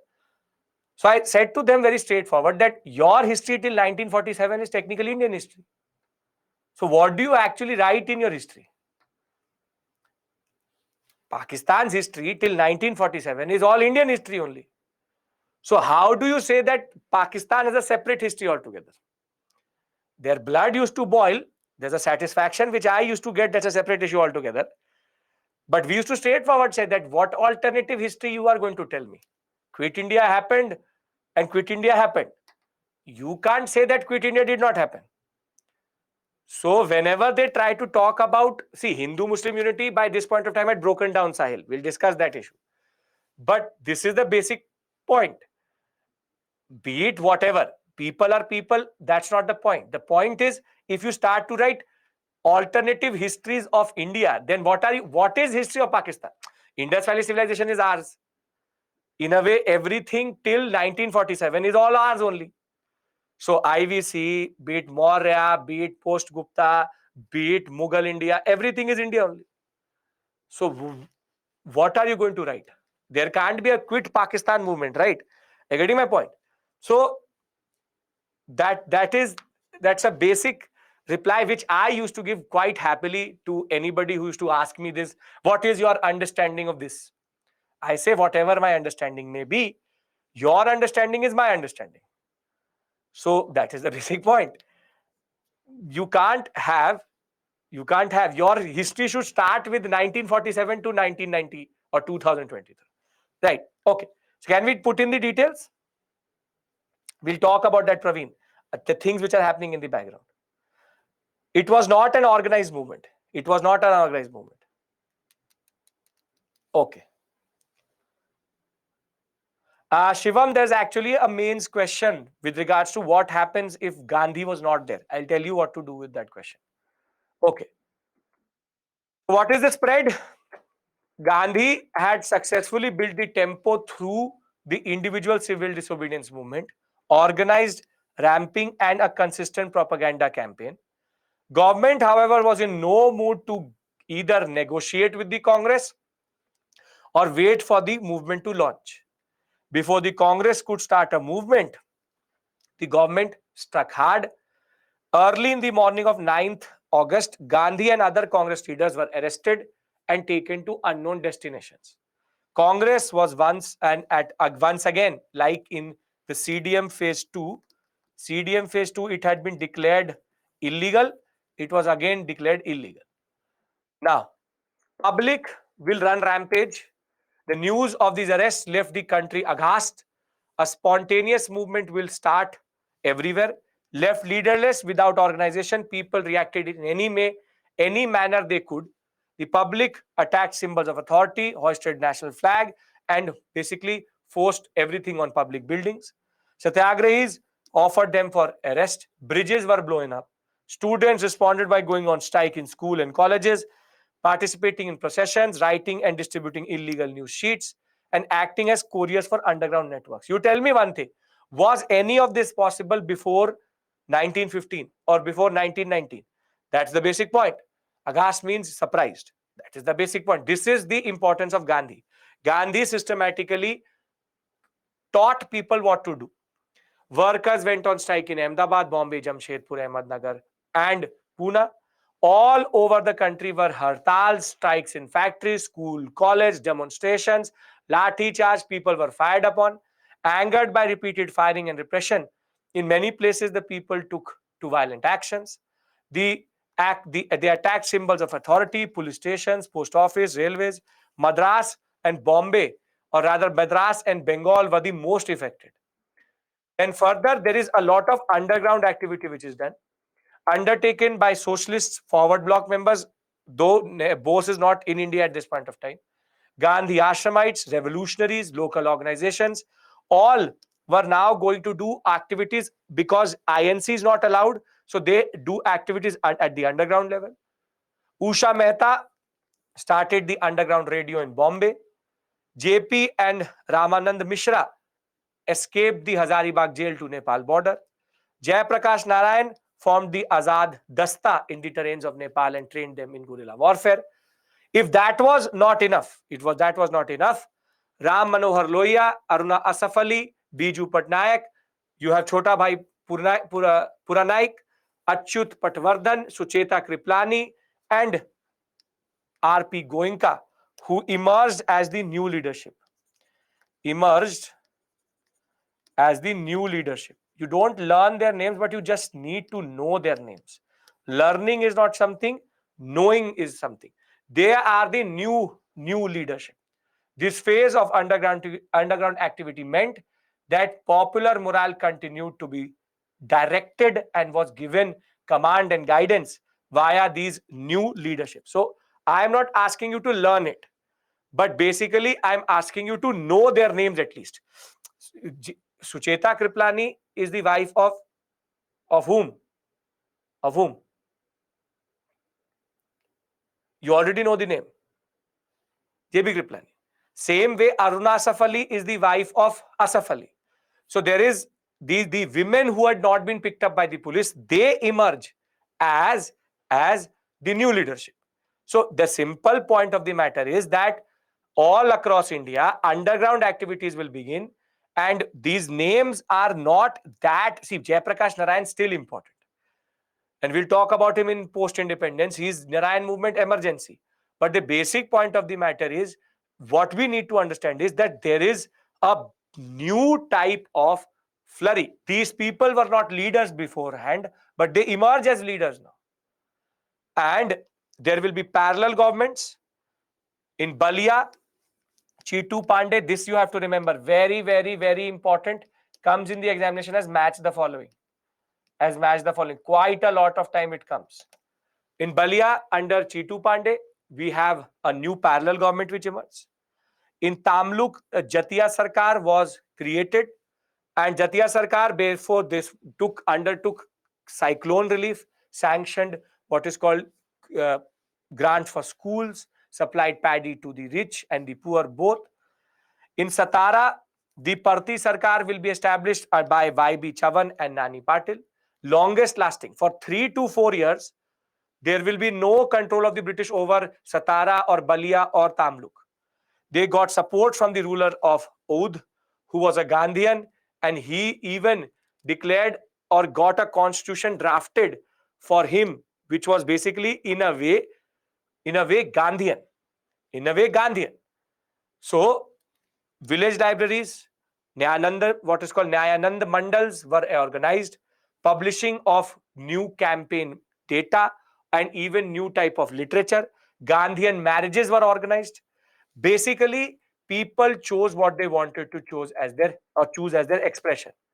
Youth very enthusiastically took part. Women, especially school and college girls, participated. Aruna Asaf Ali, Sucheta Kriplani, Usha Mehta emerged as new leadership. Workers were striking, facing repression. Peasants concentrated their efforts on the symbols of authority, and with no real leadership, they still were ready to go for anti-zamindar violence, and even zamindars participated. So what I'm trying to give you here basically is a picture of what happened in Quit India. From government officers, from lower level of the police, administration, all participating in this movement. Muslims helped by giving shelter to underground activists. There were no communal clashes during this movement. Communists, despite their anti-war line, felt irresistible to be put into the movement itself. Princely states, however, remained low-key. Now, I have given you a picture. The problem is that the British also repressed equally. Lathi charge, tear gas, fired upon. 10,000 people were killed in this whole process. The press was not allowed to write anything. The military took over a lot of cities. Police, secret service reigned supreme. Rebellious villages were fined. Mass torture of people. Government used maximum force to repress this movement, including even aircrafts and machine guns. So I'll tell you what to write, don't worry. It's an all India level movement. strongest in Bihar, followed by UP and Maharashtra. Government authority more or less disappeared in parts of UP, Bihar, West Bengal, Orissa, Andhra Pradesh, Tamil Nadu, and Maharashtra. The student movement was very, very strong in Bihar, and peasant movement also. Although the movement was theoretically led by Gandhi, in practice, it was not in the hands of anybody but the new leadership. Now, absence of Gandhi during this movement, did not advocate for violence but did not condemn it also. For the first time, Gandhi did not say anything. Gandhi was like, okay, let them do what they're doing. And more than that, he would not be able to do anything because he was in jail. So Gandhi had stopped the non-cooperation because of violence, but here he did not.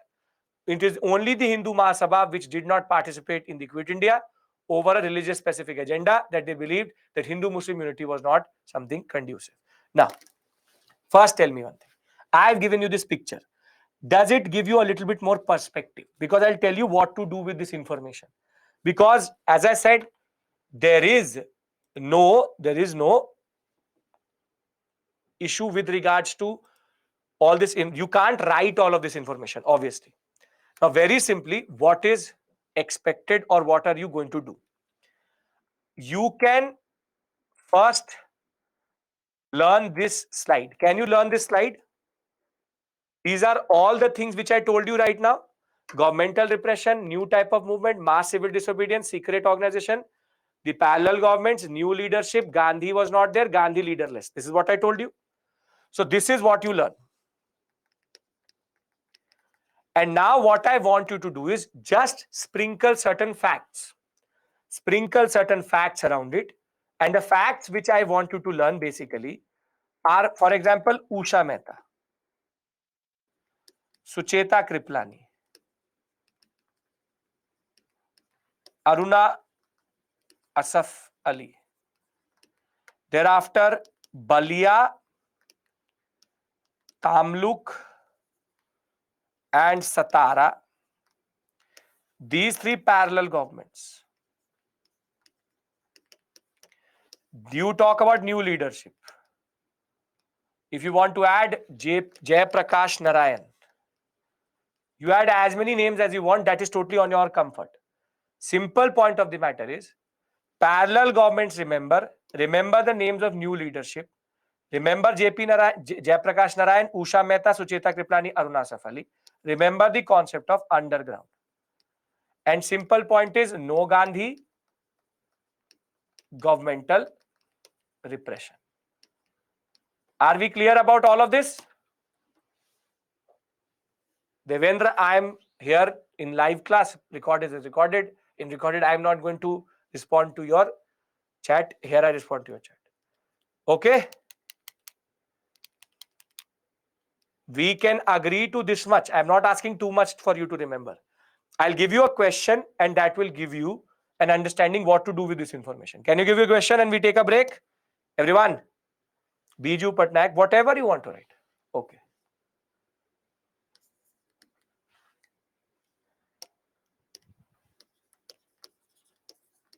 The Quit India movement represented in Indian history new forces, new leadership, and maturity of the national movement. J.B. Kriplani. Comment. Now, do you get what do you do with this information? In what you have, facts generally are for prelims, but in mains, you have to now understand what are the features. Basically, it's asking about the features. Yes? Everyone, can we take a break? You want it to be 250 words? 250 words. Done? So, I hope everybody is now clear. When I come back, I will discuss with you the timeline. So I will now give you the master timeline from 1942 to 47. And I hope we all can, or I can agree with you and we all are on the same page with regards to that.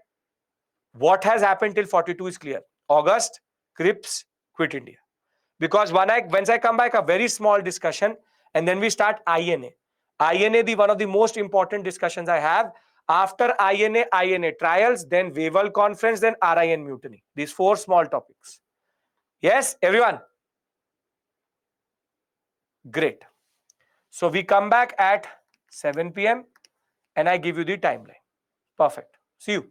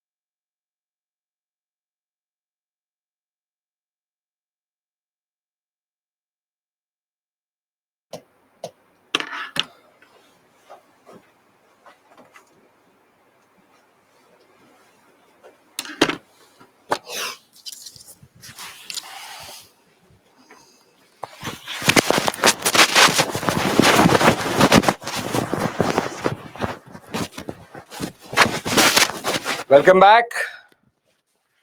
Welcome back.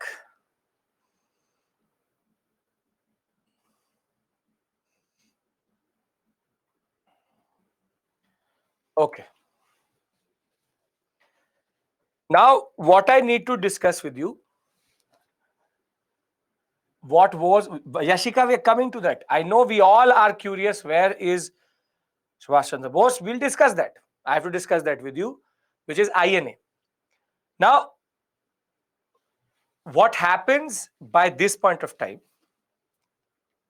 and I give you the master timeline, technically in Singapore, is that one thing becomes very, very clear.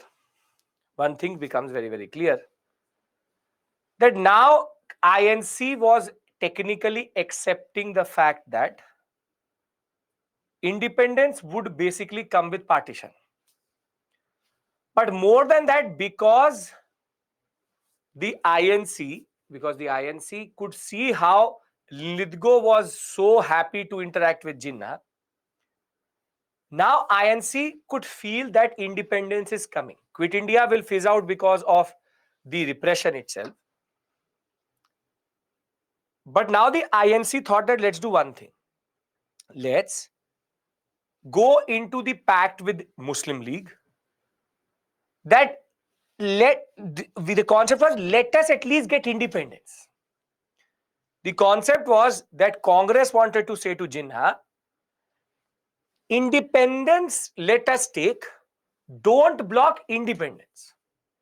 Because the way Cripps Mission and August Offer were actually worded, it seemed like that Jinnah had the power to stop the process of independence.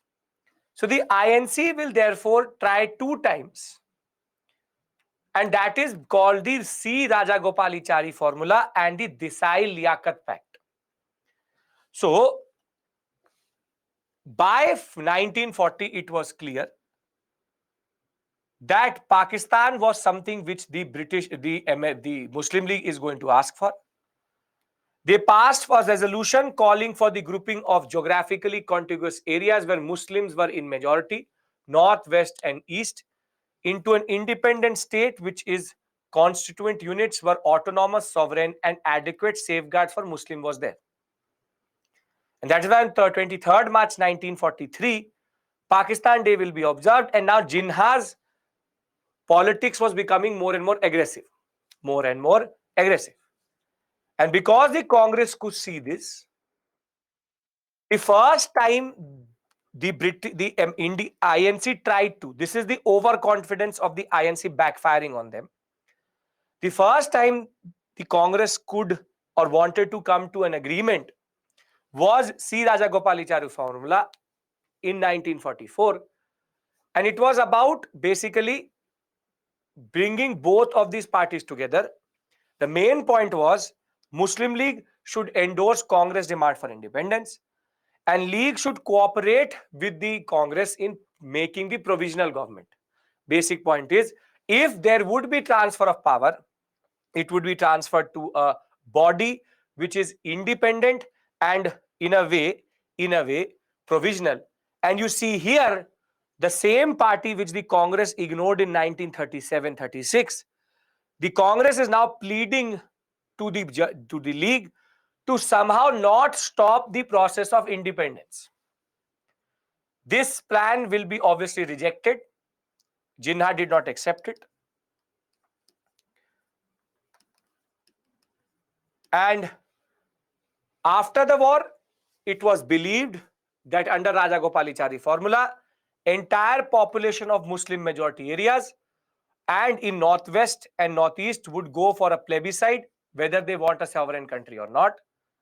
And in case acceptable or acceptance of partition, agreement jointly for a joint center, and if all powers are transferred to India, this is what C. Rajagopalachari was ready to do.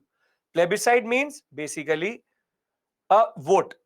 Now you tell me, would Jinnah ever agree for voting to determine for partition? Formula means it's just a formula he's bringing. No. So he does not believe in a joint center, and Jinnah would never ever agree to partition based on an election. So C. Rajagopalachari formula was inherently flawed and would never be accepted. In the same way, the Jinnah stance was very clear. He wanted the Congress to accept two-nation theory, which is a Muslim nation in both Northwest and Northeast, and that too, the entire population, not based on plebiscite. He supported an idea of a nation, but no common center. While the Congress was ready to cooperate with the League for Independence, the League did not care for the independence of the Union. Only wants separate nation. Only wants separate nation. This is why now Jinnah was technically becoming a roadblock. He was literally becoming a roadblock for Indian independence because he said, I don't care about independence. If my nation is given to me, I don't care if India gets independence or not. And that is why there will be another attempt which will be made by Desai and Liaquat, Bhulabhai Desai and Liaquat Ali Khan, the Congress leader in the Central Legislative Assembly and the Muslim deputy leader in the Assembly. Both came up with a proposal of what we call as an interim government concept, an equal number of persons nominated by Congress and League to the central legislation, 20% reserved seats for minorities. However, no settlement will be reached because as it is, League knew that they had the Congress by the neck. And this is why I say that mistake which he did, or what they did, was one of the biggest blunders, which is what made the Jinnah or the Muslim League so powerful. It is Lidgo's politics which was making Jinnah so powerful. So simple point of the matter is, by this point of time, it was inevitable that India would get independence. An interim government would have to be formed, but Jinnah was standing in between that concept. Yes, everybody. We have now covered August Cripps and the what is technically the background story of C. Rajagopalachari and the Desai Liaquat Pact 2. Now, what I want to do is go to INA. Before I want to do that, I would like to give you a master timeline between 1942 or either 40 to 47. Can I do that? Gandhi and nationalist leaders are still arrested. They're still arrested. As I said, very simple pat. C. Rajagopalachari formula talks about plebiscite. Jinnah will never accept it. Jinnah need not care about independence, but only Pakistan. And Desai Liaquat Pact was the fact that if interim government will be formed, we will nominate equal members. Again, did not materialize. Both are failures in themselves. Okay.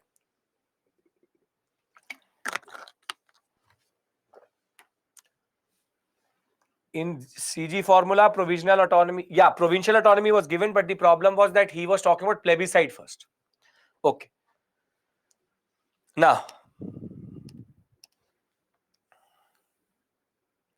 please pay attention. This is the master timeline I'm making. This is going to include independence, and tomorrow I will give you independence. Tomorrow I will give you independence, most probably. Okay. 1940, 1941, 1942,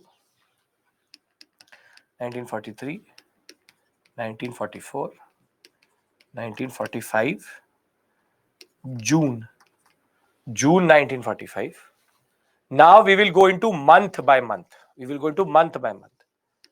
September 1945, November, December 1945, February 1946, May 1946,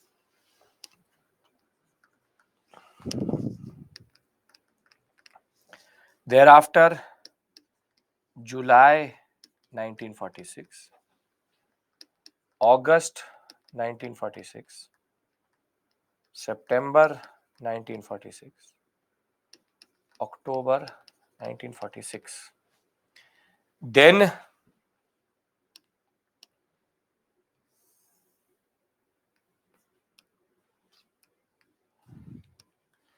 1947, February, March, May, June, 15th August 1947.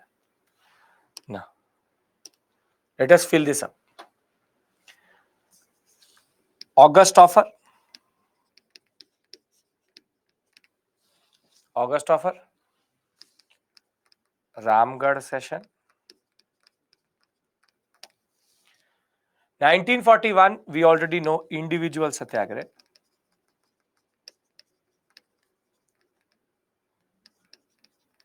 But I will also add one more story which I have to tell you, which is INA formed by Mohan Singh in Malaya. 1942, you have Quit India, Cripps mission. But again, the INA story which we have to discuss. 16,500 men under Mohan Singh and Rash Bihari Bose organizes the India Independence League and Bangkok Conference.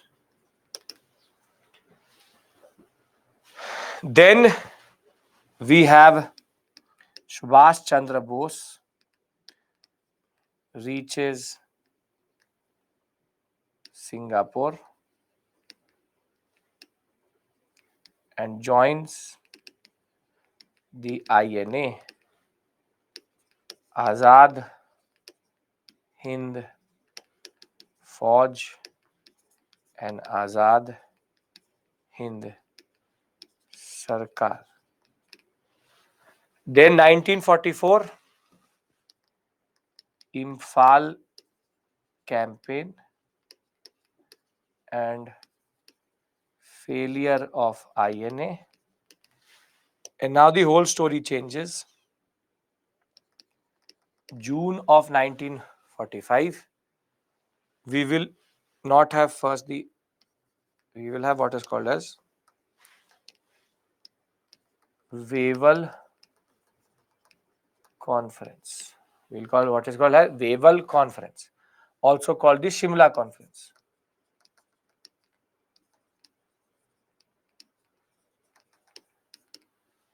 Thereafter, September, the Second World War will end. November, INA trials. Thereafter, RIN mutiny. May, cabinet mission. July, interim government after elections. August, direct action day of Muslim League. And in this moment, Muslim League boycotted. So in September, we will have INC will form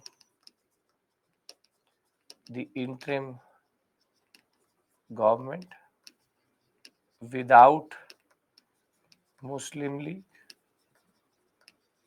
and Muslim League will join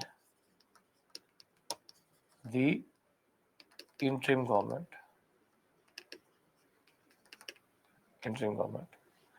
Thereafter, February is basically Attlee,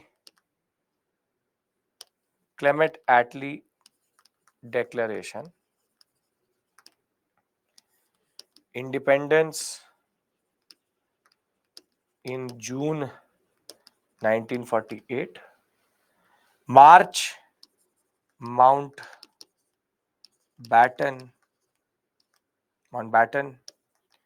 comes to India. March to May is called Ismay Plan and Dickey Bird Plan. June is third June Plan, Mountbatten Plan, Indian independence.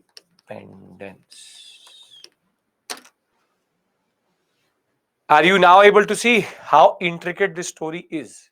After one point, small issues, individual satyagrah and Tilli Chalo movement, same thing. Now, Clement Attlee is a friend of Nehru, yes. So we now need to discuss the INA part of the story. Can we discuss the INA part of the story? Yes. But this is your master timeline basically till independence. Tomorrow what I will do is I will give you one whole master timeline from 1613 till 1947 with major events on it so that you can revise at any given point of time without any issue. Yes? Come on. 2nd September 1946 is when they will form the interim government. Yes. Okay. Now please listen to the story of the INA. Now, there was a lot of Indians who had been deployed in Southeast Asia by the British. A rough estimate of that is close to 45,000 men. 45,000 men or Indian soldiers had been deployed in Southeast Asia by the British. However, now as soon as the Japanese entered the Southeast Asian, which is Laos, Cambodia, Vietnam, Malaysia, as soon as Japanese entered the Southeast Asian sector,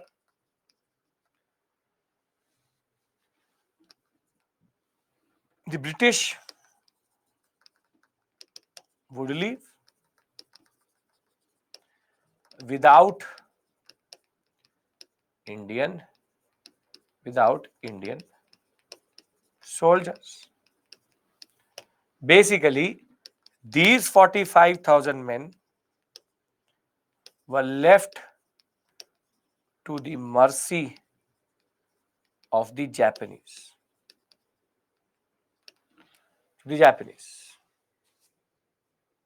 Very simply, the Japanese could do anything to these Indians, and the Japanese made all of them more or less prisoners of war. And this is why Gandhi was so scared, because the British were cowards. All officers used to leave. They did not even take one Indian with them.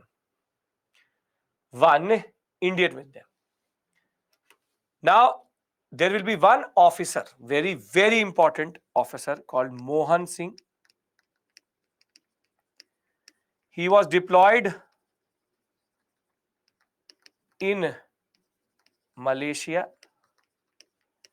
And when the Japanese will come to Malaysia, he will again be abandoned by the British.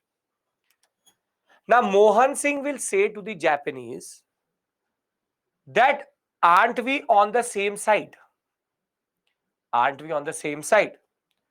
We, the Indians, hate the British.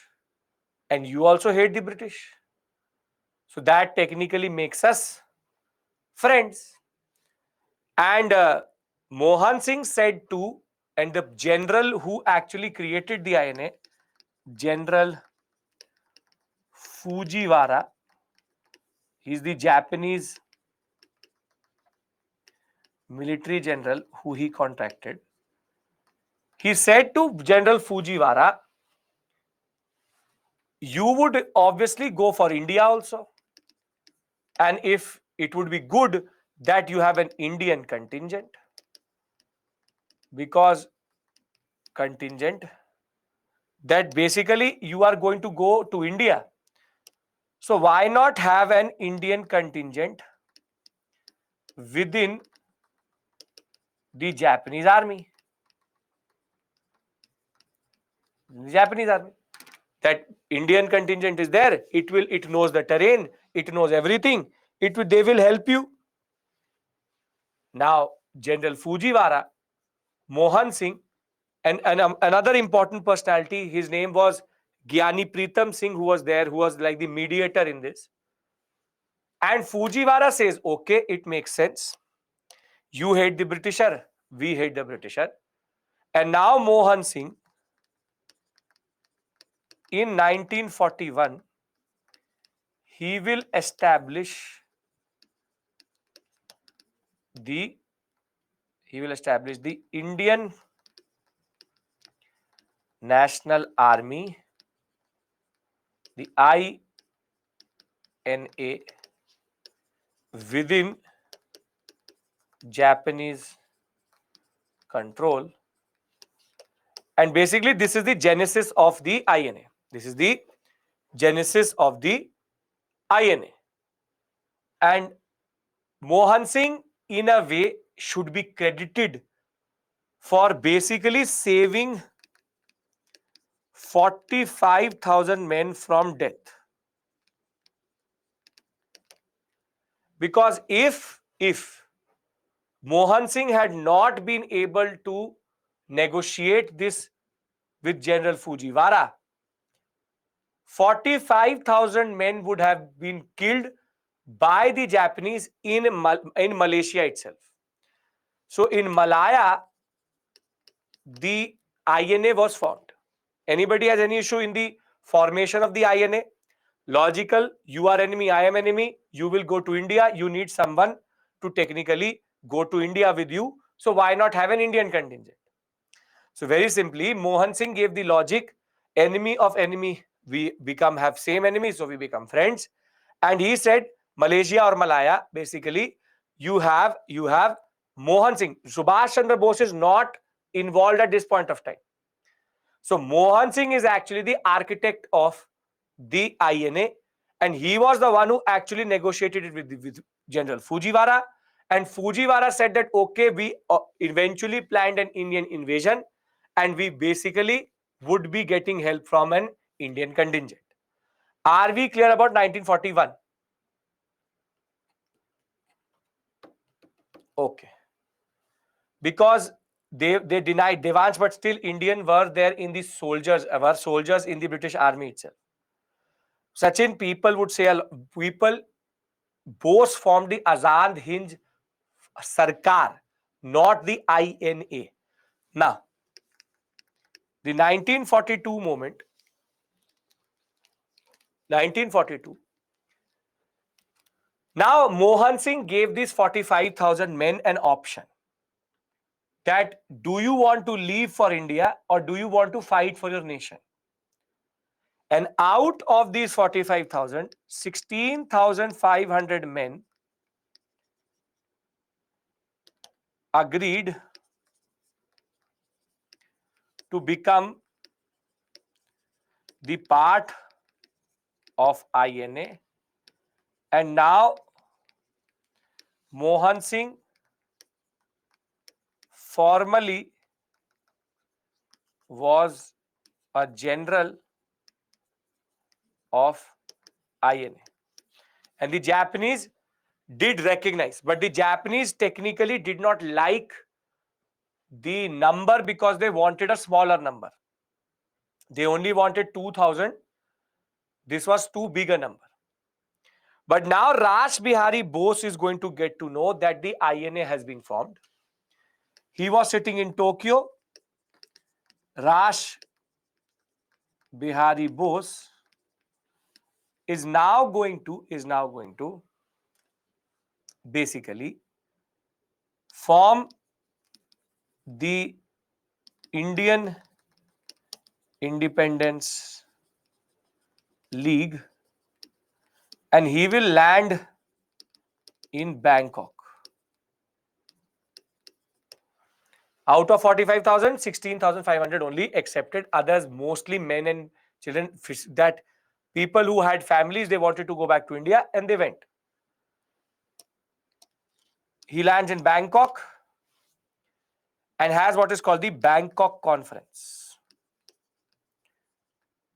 At Bangkok Conference, INA and Indian Independence League are merged.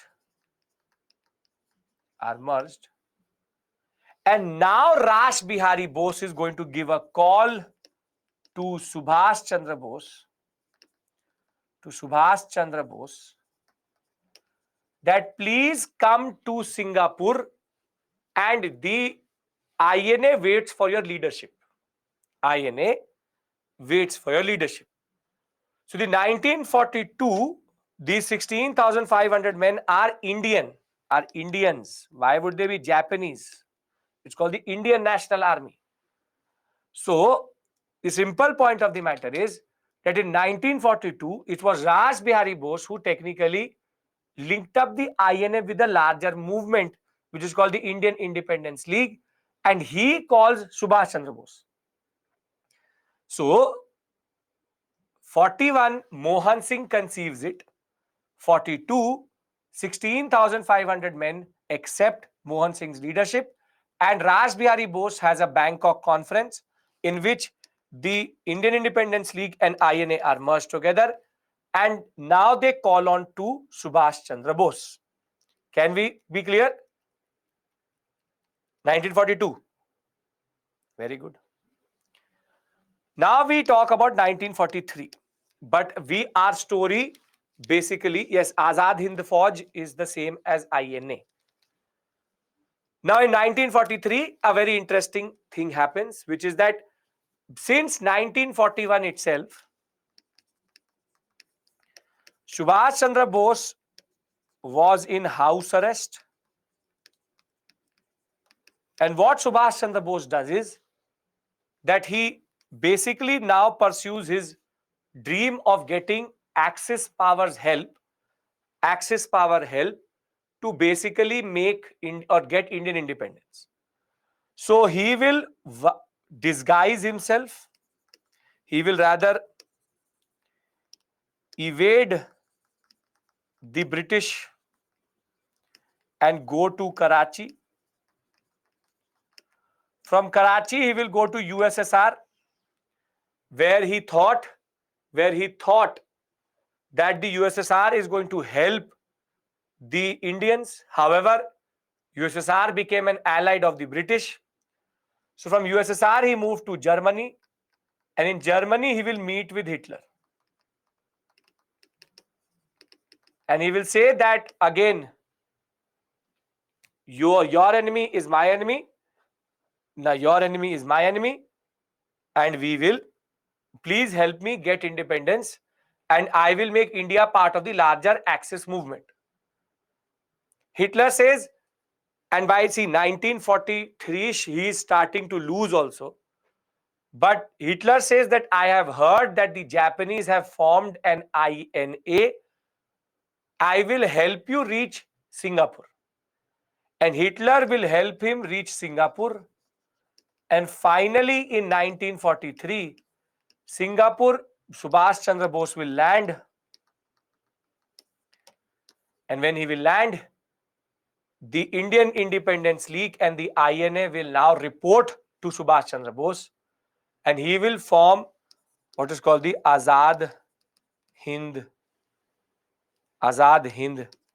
Sarkar, a parallel government of India, and Azad Hind Fauj is going to be now the name of this whole concept.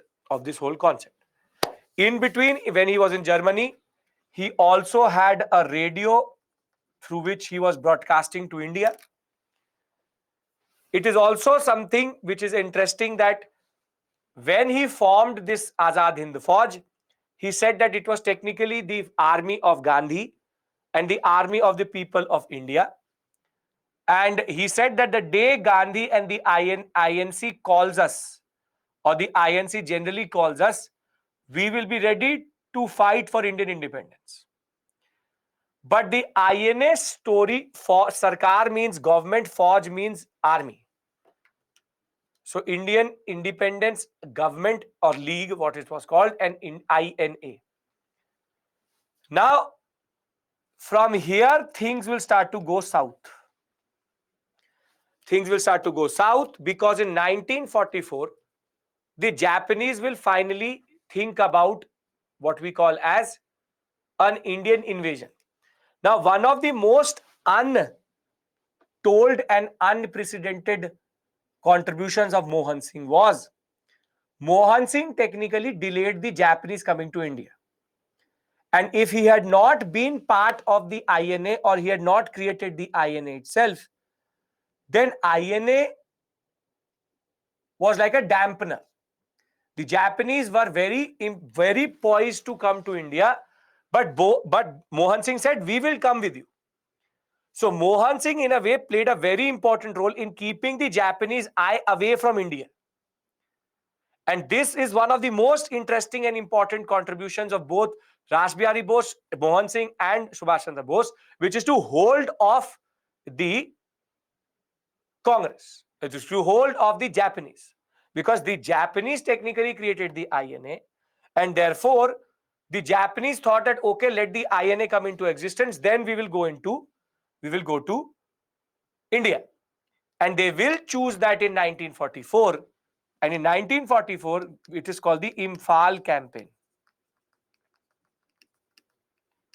It's called the Imphal campaign. Now they chose that they want to enter into India via the northeastern sector. But the problem was, you tell me one thing. If you will broadcast to the people of India that we are coming to free India via Imphal, that radio would be listened by whom also? Which other power? The British. And basically, even before the Japanese landed in Imphal, the British technically reinforced the northeastern sector. But what is even more interesting here is that there will be an internal conflict which will develop between the INA and the Japanese. The INA said that we will take 20,000 men to free India, but the Japanese said that we only need 2,000. And when they were camping in Burma, the Japanese ill-treated the Indians. They were treating the Indians like servants. And basically, the INA morale had already been destroyed by the Japanese. The Japanese, being the Japanese, wanted to show Indians their place in this whole concept. And once the Imphal campaign is going to become a failure, the INA will be disbanded. By 44, 45, as it is, the Japanese were now going to be bombed by the Americans very soon. Germany was starting to lose this war. The Imphal campaign of the INA, which is to free India via Imphal, now turned out to be a failure.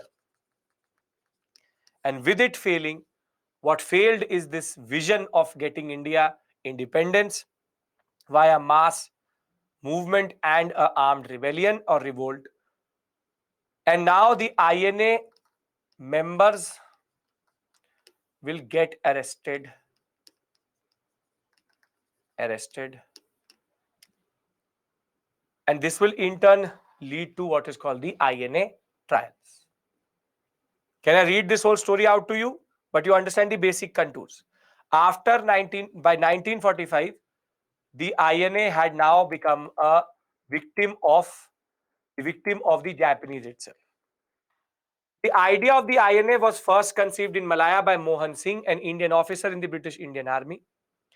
He decided not to join the retreating British Army, instead turned to the Japanese for help.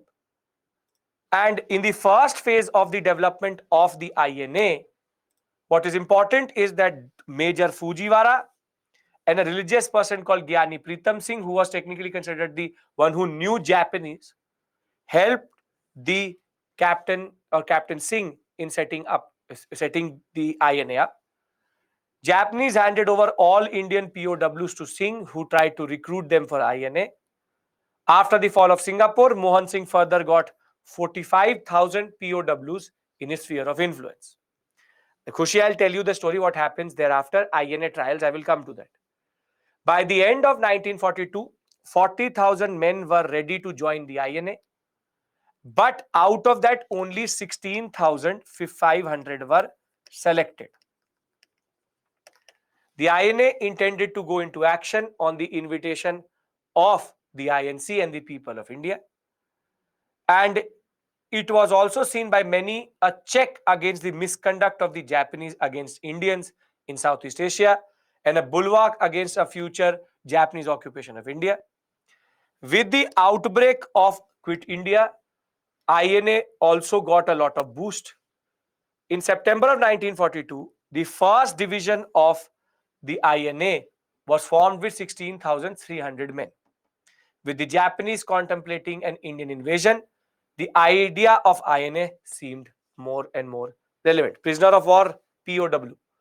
In 1942, the same year, the Indian Independence League was formed by Raj Bihari Bose in Tokyo. League met at the Bangkok conference where Raj Bihari Bose was the president, Mohan Singh the commander of the INA. Subhash Chandra Bose was now invited to lead, but soon a lot of differences also started to develop between Singh and the Japanese over the number of men. Mohan Singh wanted an army of 2 lakh. However, Japanese only wanted 2,000.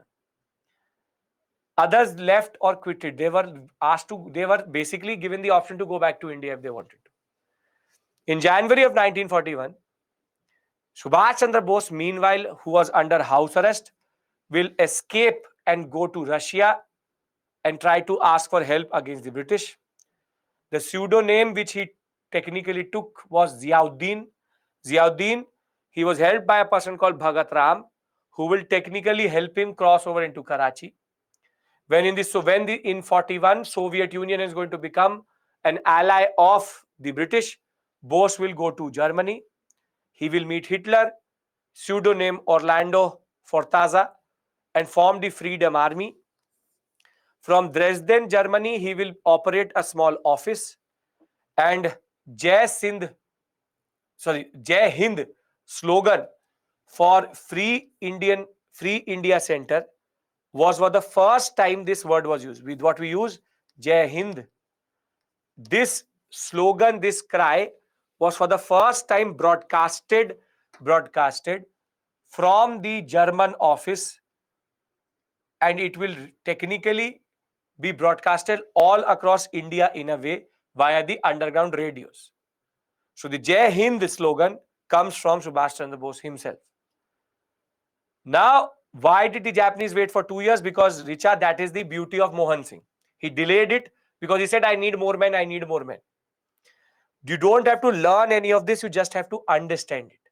There's no question coming to discuss just have to understand what is happening. Are we all on the same page here? Yes? Okay. On 21st October 1943, he set up a provisional Indian government known as Arz-e Hukumat Azad-e-Hind or Azad Hind Sarkar with headquarters at Singapore. And this government was even recognized by the Axis powers. Finance Minister was S.C. Chatterjee, MAIR Broadcasting, Lakshmi Swaminathan, Women's Department. The famous slogan, "Give me blood and I will give you freedom," was given from Malaya when he will land. The battalions raised were called Gandhi Battalion, Azad Battalion, Nehru Battalion, Subhas Battalion, and Rani Jhansi Battalion. Axis power is Germany, Italy, and Japan. In November of 1943, Japan handed over the administration of Andaman and Nicobar Islands to him, which he then renamed to Shahid Dweep and Swaraj Dweep, which is now the names of these islands itself. In 1944, the headquarters will be shifted to Rangoon. The war cry, Chalo Delhi, was given. And April of 1944, Azad Hind Bank was also inaugurated in Rangoon. In 6th July 1944, Bose asked for Gandhi's blessing for India's last war of independence. He was also the first one to call Gandhi the father of the nation, and did it over Azad Hind Radio. Now, what does this tell you a bit? What does this tell you about Bose and Gandhi? You need to tell me this. Why would Bose still talk about Gandhi? This only tells you that basically there's only respect between the two. Only respect. This is something which is never emphasized, and you need to understand this. That Bose was expelled by Gandhi in a way, but Bose was not that small that he would actually take it to heart. Bose was that person who kept his cool and he still respected Gandhi.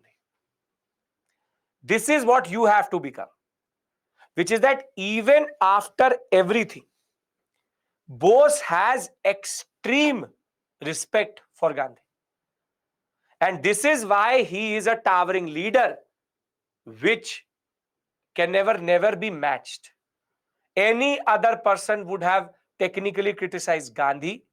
It is very easy to criticize Gandhi, but this is what Bose is. This is what makes him Bose. Therefore, now the Imphal campaign will start. In INA battalion commanded by Shah Nawaz was allowed to accompany the Japanese army to the Indo-Burma front, participating in the Imphal campaign of the Japanese. But the discriminatory treatment of the Japanese, which included denying rations, arms, and being made to do menial work, demoralized the INA. And the failure of the Imphal campaign and the steady Japanese retreat will in turn lead any hope of the INA liberating the country. And with the war ending by mid-1945, the Japanese will surrender and the INA will also surrender with it. Now comes the question, the last time Bose boarded a plane or we saw him board anything was in August of 1945, and it is believed that he boarded it from Tokyo and it crashed in Taiwan. Till this point, everybody is with me. Are we all clear? Are we all clear about INA? Can now you understand the concept of INA? What is the ebb and flow? The 1941, 42, 43, 44, what happened across that period? I want everybody's consent. This is a very simple concept. Please, you need to fathom 45,000 people collected, 16,500 only selected. Not everybody was ready to fight a war. That is not their problem. That is not our problem. Simply, the INA battalion was created with 16,300 men. Now, when it comes to Netaji's death, INA technically in the larger context did not succeed in what it wanted to do. Now, when it comes to Netaji's death, now we have credible evidence to say that he died in a crash in Taiwan because the plane was found crashed. Now, there were three committees which were established. First, 1956, Shah Nawaz Committee said he died in plane crash. Justice Khosla Committee in 1970 also said the same thing. And then there is Justice Mukherjee Committee in 2005, which said that Bose did not die in a plane crash, but he would have died due to old age. But now you tell me one thing. What do I do with this information in 2005? Obviously, Bose would have died by 2005 if he survived. So basically, these committees just were not able to establish where our Bose went. But Justice Mukherjee commission is even more pointless. Yes, he didn't survive. So tell us where he is or where did he go? No, he did not survive, but we believe that he would have died of old age. Well, that is the given.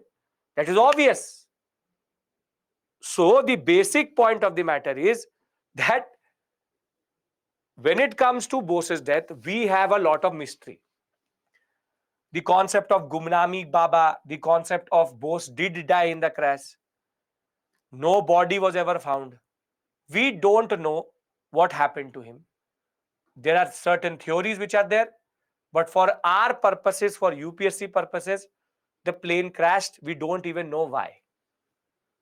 Done, everybody? Come on. Done? Perfect. Very good.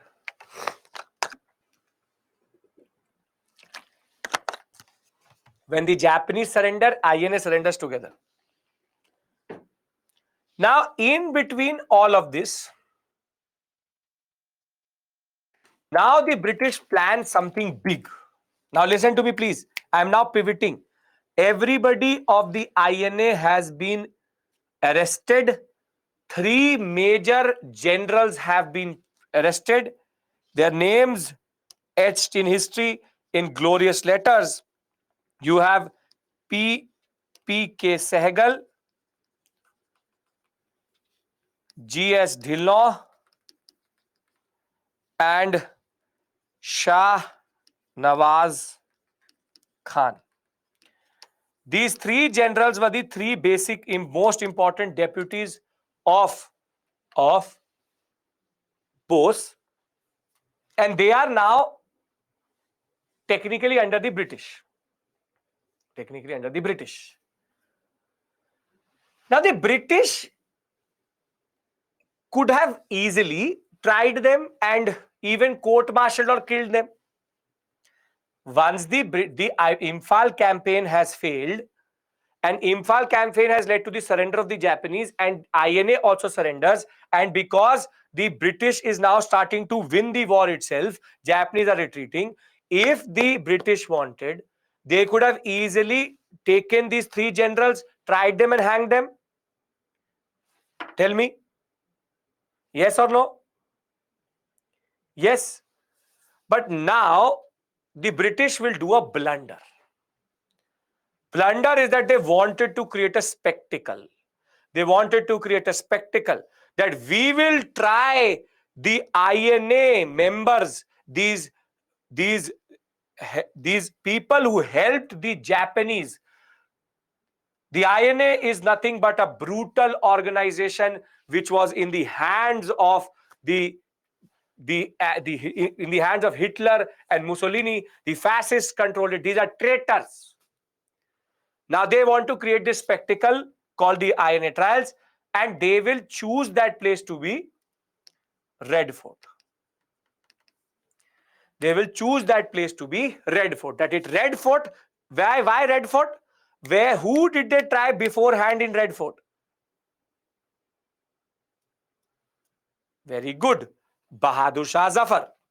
So they wanted to create a spectacle like Bahadur Shah Zafar, like Bhagat Singh, and like them, they wanted to create a spectacle. Red Fort, in between Red Fort trial, G.S. Dhillon, P.K. Sehgal, and Shah Nawaz Khan are sitting there, and the British would say, tuck, tuck, tuck, we sentence you to death. This was the British plan. But the British forgot that India was different in 1945. This event is going to backfire so hard on the British that the British never ever thought that it could happen. Why? Because once they brought the INA members into India, they were heroes. They didn't represent traitors. They were heroes. And what is ironic about these 3 generals, P.K. Sehgal, G.S. Dhillon, and Shah Nawaz? Tell me, what is the ironical part here with regards to the religion? These 3 represent the 3 most important religions of India: a Hindu, a Sikh, and a Muslim. And now there will be proper INA based sympathy across India. And now people who had never ever worn their barrister black coats, the INC will form a defense council. Jawaharlal Nehru was going to head that. The Muslim League will form a defense council. The towering leaders, Rajendra Prasad, all were technically lawyers. It was a Congress of lawyers. And now these lawyers will say that we will defend these men, we will not let the British hang them. There will be a league of what is called INA week, INA day, and when they will be brought to Red Fort, it will technically be a spectacle. These were three heroes who were being tried by the British. And imagine that the level of exuberance, of enthusiasm of that car which takes them to Red Fort, and no one else but Jawaharlal Nehru here to defend you. So the INA, technically, INA trials was one of the biggest blunders which the British could do, because now India was not the India of 1929 or of 1915 or of 1857. Everybody knew what was happening. Everybody knew the British were the problem, and everybody came together under this concept. And therefore, in the INA trials, all three will get acquitted. They will be court-martialed, but technically they will be acquitted. The British did not have the guts to technically hang them. Literally did not have the guts to hang them. Even more than that, there will be multiple instances in which different officers will be actually acquitted. Acquitted meaning they will be not found guilty. And more than that, whenever there were these kinds of major moments, the police tried to show a little. Usha, as I said, acquitted means they are not found guilty. Whenever the British will try to show a little bit of resistance, there were clashes between the police and the people. 3 instances of proper clashes were there. But the INA trials now showed to the British one thing, that now India was very hard to hold. But once I'm done with this, I want to discuss the RIN mutiny with you, and together they represent a very important set of events. Can I tell you the details of INA? Do you understand the importance of INA? Details, I'll add to it, but you understand the importance of INA. Perfect. I hope you can understand. We are slowly but surely progressing towards independence. These are small indications that India was changing and India was becoming a new sovereign nation. So, held in November, December of 1945 and January of 1946, Major General Shah Nawaz Khan, Colonel Prem Kumar Sehgal, Colonel Gurbaksh Singh Dhillon were tried, or what is called, they will be tried in the backdrop of what we call as Red Fort. The trial was to be held in the backdrop of general elections, which was going to be held with Attorney General of India, Noverveen P. Engineer, as the chief prosecutor. They were accused by what is called as treason. They were accused or were charged with waging war against the king. They were sentenced to death under pressure of the political parties of India.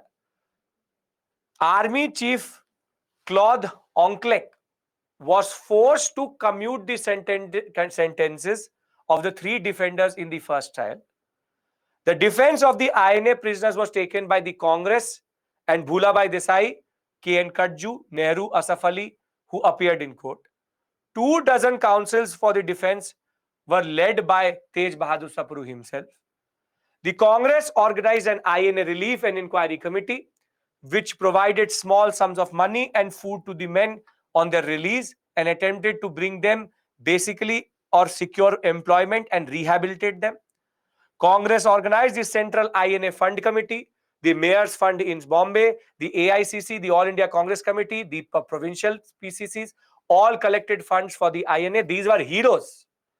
Muslim League, Communist Party of India, Unionist Party, Akali, Justice League, the RSS, Hindu Mahasabha, Sikh League, all supported the INA in different varying degrees. Viceroy is noted, and this is Viceroy now is Wavell, noted that all parties have taken the same line, though Congress is more ferocious than others. The agitation got public support extensively. press coverage, or were very extensively covered by the press with daily editorials, distribution of pamphlets, threats of revenge, and graffiti with similar message all across the places. And the INA Day will be celebrated on 12th November 1945, and the INA Week between 5 to 11 of 1945. In between all this, there will also be what are called the three upsurges. On 2nd, 21st November 1945, Calcutta proper clashes. On 11th February 1946, Calcutta again 7-year sentence was given to Rashid Ali, proper clashes. And thereafter, it will be a major blunder, or what we call as the RIN mutiny, which will change everything. I'll discuss RIN first and then come back to Wavell. That is the last point. Now, are you able to understand what is the INA? I'll give you a summary in the end, don't worry. Jinnah did participate in the trials, but he was still obsessed with Pakistan. He is now become a man who just Pakistan, Pakistan. Now listen to me. Simple point. INA formed in 1941, Mohan Singh. 42, Raj Bihari Bose Mohan Singh. 1943, Subhash Chandra Bose. 1944, Imphal Campaign. 1945, INA trials. These are the four things. When I give you the summary of the class, we'll discuss it again. I hope this pace is good, the basic understanding is good, and what we are doing, which I'm giving you the story, and then we go into the nitty-gritty is working. Yes? These are very small events. One paragraph in pages or in different books. We are just trying to consolidate everything. Yes? Okay. Now, what is called the RIN mutiny happens. And this is considered the biggest shock to the British. Biggest shock. Whilst INA was a blunder event by the British, blunder event for the British. On the other hand, the RIN mutiny was considered to be a moment in which now the British realized that basically India was now lost. First and foremost, it is not a washing powder, so don't call it RIN. It is not RIN. It is RIN, Royal Indian Navy. So let us respect this mutiny by not calling it a washing soap, RIN. It is RIN, mutiny, Royal Indian Navy mutiny. Now, what is the context of RIN? RIN, basically, there was one ship which is called the HMIS Talwar, Her Majesty's Indian Sailors, HMIS, and sometimes also called HMIN, which is Her Majesty, because basically it's Her Majesty Queen, and Indian Sailors. And basically there were three wings to India, which is called the Royal Air Force. So it was called Royal Indian Air Force. The word Indian can be added here. Then you have the Royal Army, RIA, Royal Indian Army. And then you have the RIN, the Royal Indian Navy. And each of these ships, how we have we have classes today: INS Vikramaditya, INS Khanderi. So we write Indian Navy. So that ways HMIS, which is Her Majesty's Indian Sailors Talwar. Talwar was the name of the ship. Now on Talwar, this ship had been deployed previously to Singapore, to Africa, to Aden, and basically the sailors had become extremely frustrated.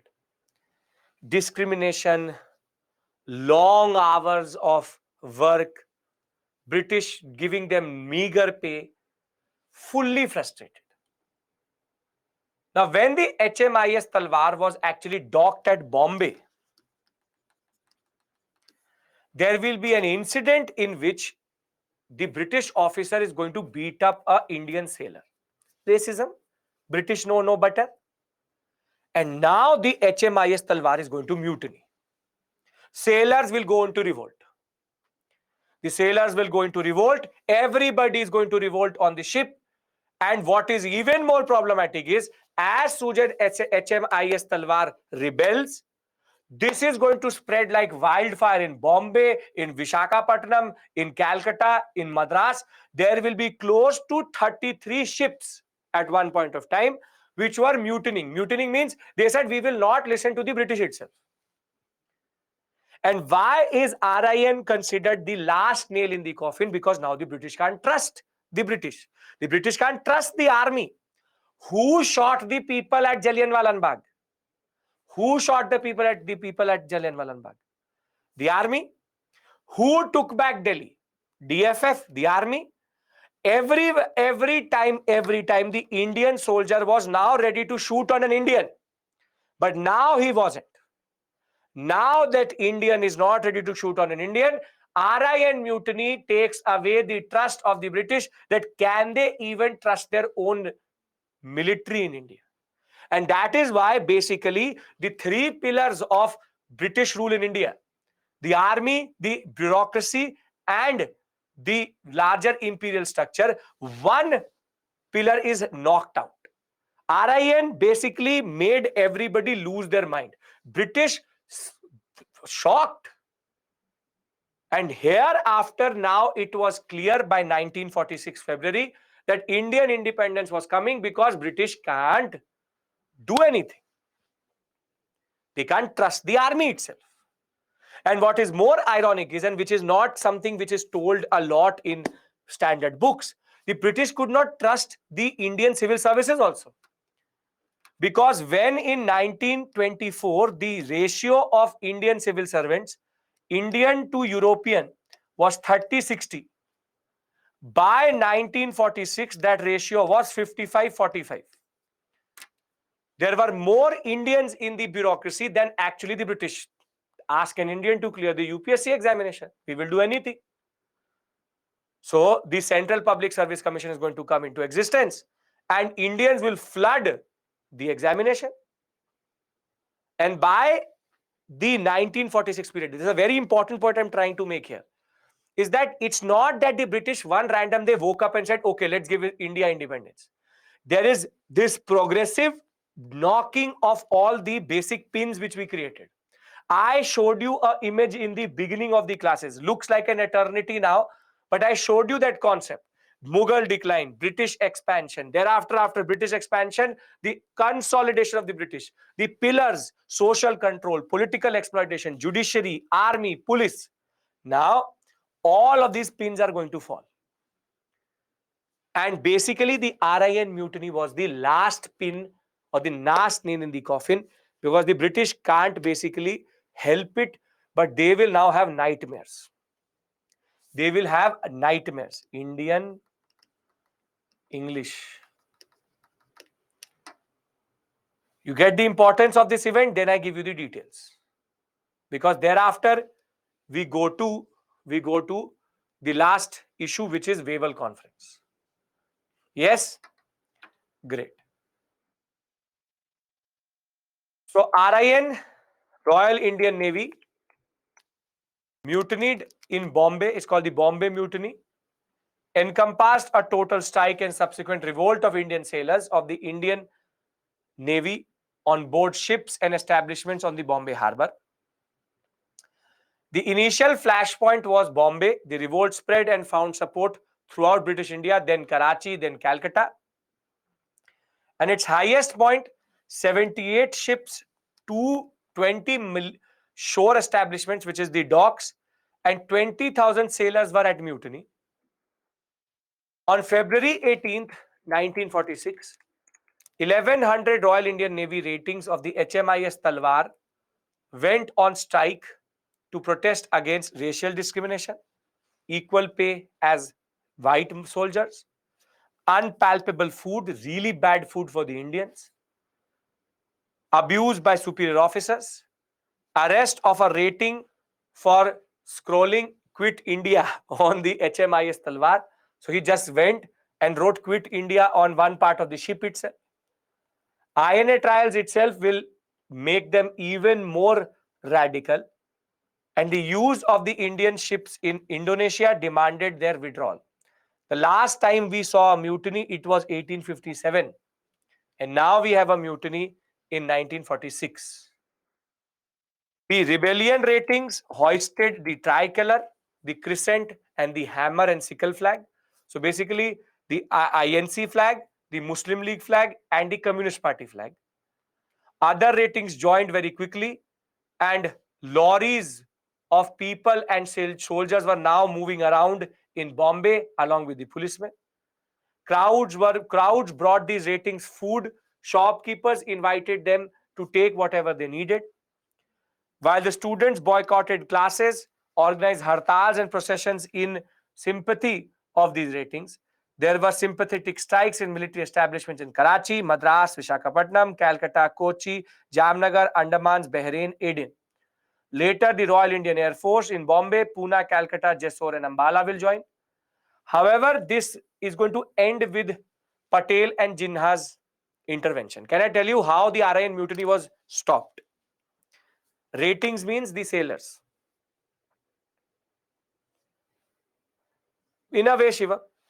Now, what happened was that as soon as the INC and Muslim League get to know that the INA, the RIN mutinied, or the Royal Indian Navy has mutinied, now basically Patel said that we can't let the army take over because it will become a coup. And the British, may be on the pretext of crushing this mutiny like 1857, may prolong their stay in India.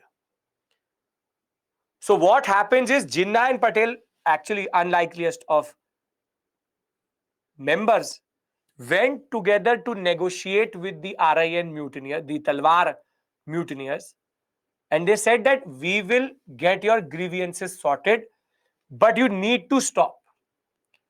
Because Vallabhbhai Patel understood, and Jinnah in a way also understood, that they can't let the army take over, because then it's not independence. Then we want democracy.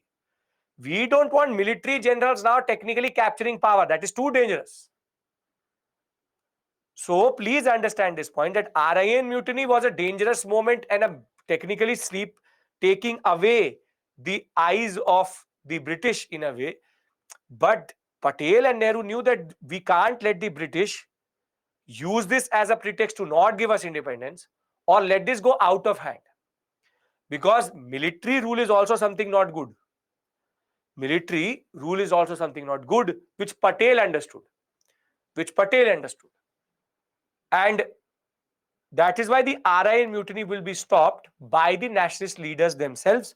They will stop the RIN mutiny by late February 1946. RIN done. Then a very small discussion on Wavell, and now we will stop for today once we have understanding of Wavell. Can we discuss Wavell conference? We'll stop in 1946, and then tomorrow we pick up at 1947, miscellaneous topics, and your course is over. We do previous year questions also tomorrow. Okay. Now, in between all this drama, there's also something called the Wavell conference which happened, or what is called the Wavell plan. This is basically June of 1945. See, in early 1945, Linlithgow was recalled, and Wavell was the second last viceroy. And he had been sent by Churchill to find a solution. Last is Mountbatten, yes. After him, Mountbatten. Now, how was Wavell? Wavell was a fool. If you actually ask me, he's the biggest fool of them all. Now, Churchill sends him to work out something. And this is called the Shimla Conference or Wavell Plan. Now, basically, Why is Wavell a fool? See, Wavell technically did not have the guts to do what he needed to do, but Wavell's plan was very simple. He said that in June of 1945, with the war coming to an end and Churchill trying to still do a drama that I am still good, I will do good to the Indians. Wavell said that we will introduce, or we will rather create a system in which before the war, the Executive Council will be reconstructed.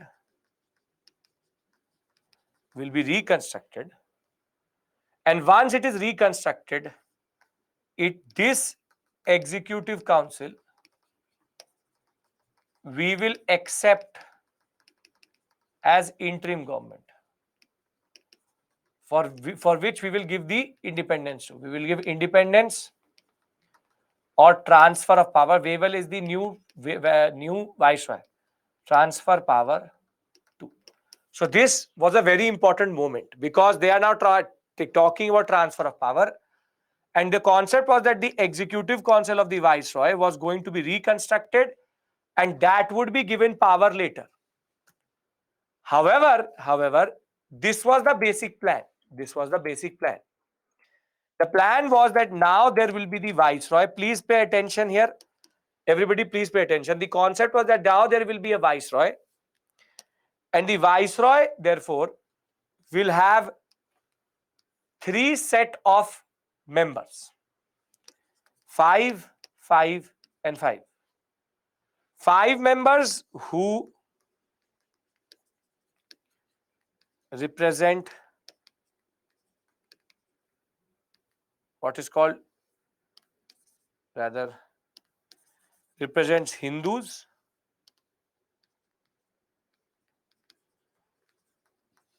5 members who represent Muslims, and 5 members who will represent other minorities. And what Wavell said was that all parties should nominate these members.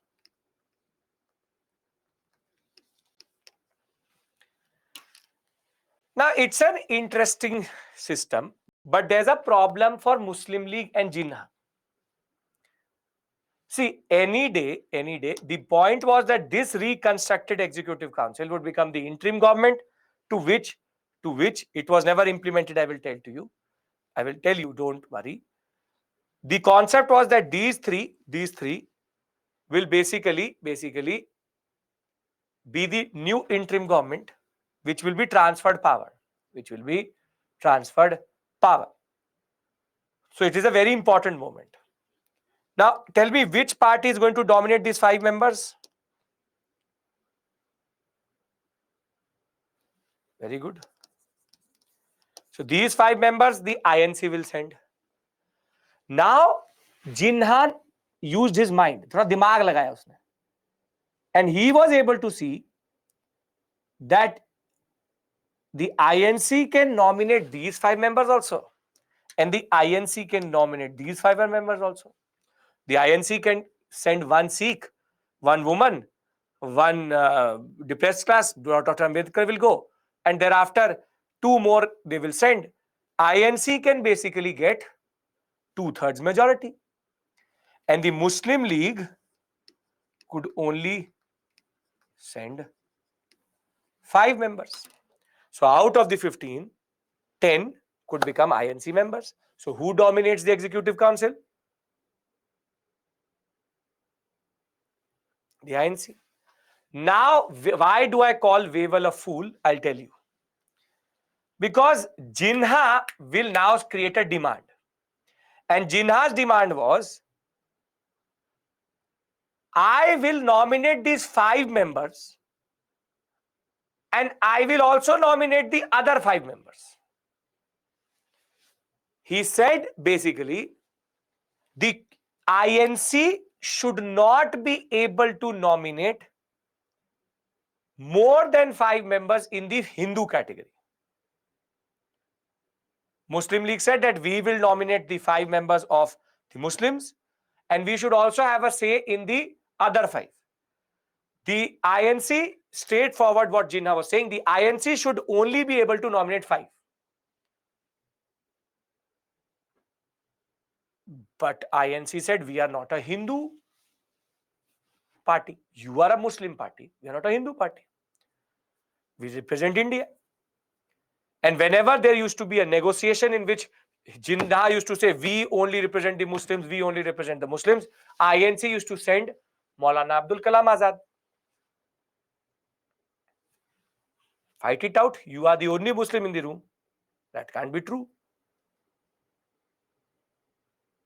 So now there's a deadlock. There's a deadlock. Basically, Jinnah was not ready to allow this conference to go forward or plan to go forward until he is given a surety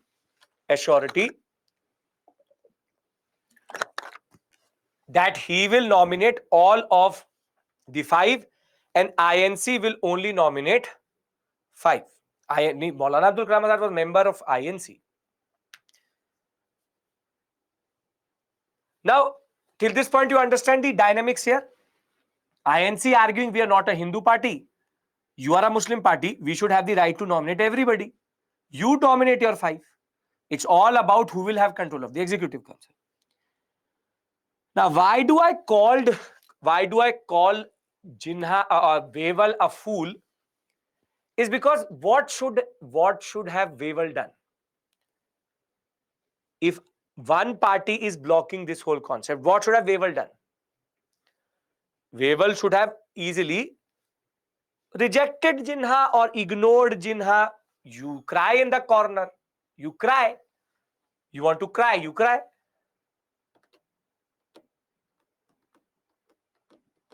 But what happens is, as soon as Jinnah walks out of the conference, this fool called Wewal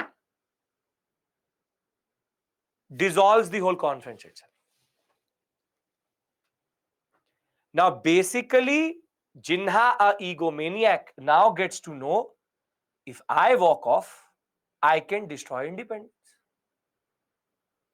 So basically, Wewal now simply sends a message in a way to Jinnah that if you are not on the negotiating table, Indian independence cannot happen.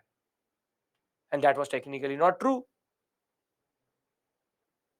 And basically, why the Wewal conference is considered the sealing of partition in India is because now Jinnah can ask for anything, and that is the only way forward. See, a lot of students ask me, a lot of questions are asked, that why is that INC accepted partition? Why is that partition was inevitable? Can't you see one thing, that the British are too spellbound by Jinnah? The British will not give us independence if they don't give Muslim League Pakistan. And this is why Indian independence now became more or less clear that it will come with partition. And that is why the Wewal conference is considered as a major turning point in communalism in India, because now Jinnah technically had the power to walk off and also destroy the conference. Are you getting my point? Why Wewal conference is important? Yes, they are ridiculous. There are much better words to call the Britishers. I can't use them here. But sure, ridiculous. Okay. Although war in Europe came to an end in May of 1945, more or less, Japanese threat still remained. The conservative government in Britain was keen to reach a solution on the constitutional question in India. Lord Archibald Wewal was permitted to start negotiations with the Indian leaders, who are now released from the jail. When did they get arrested? When did they get arrested?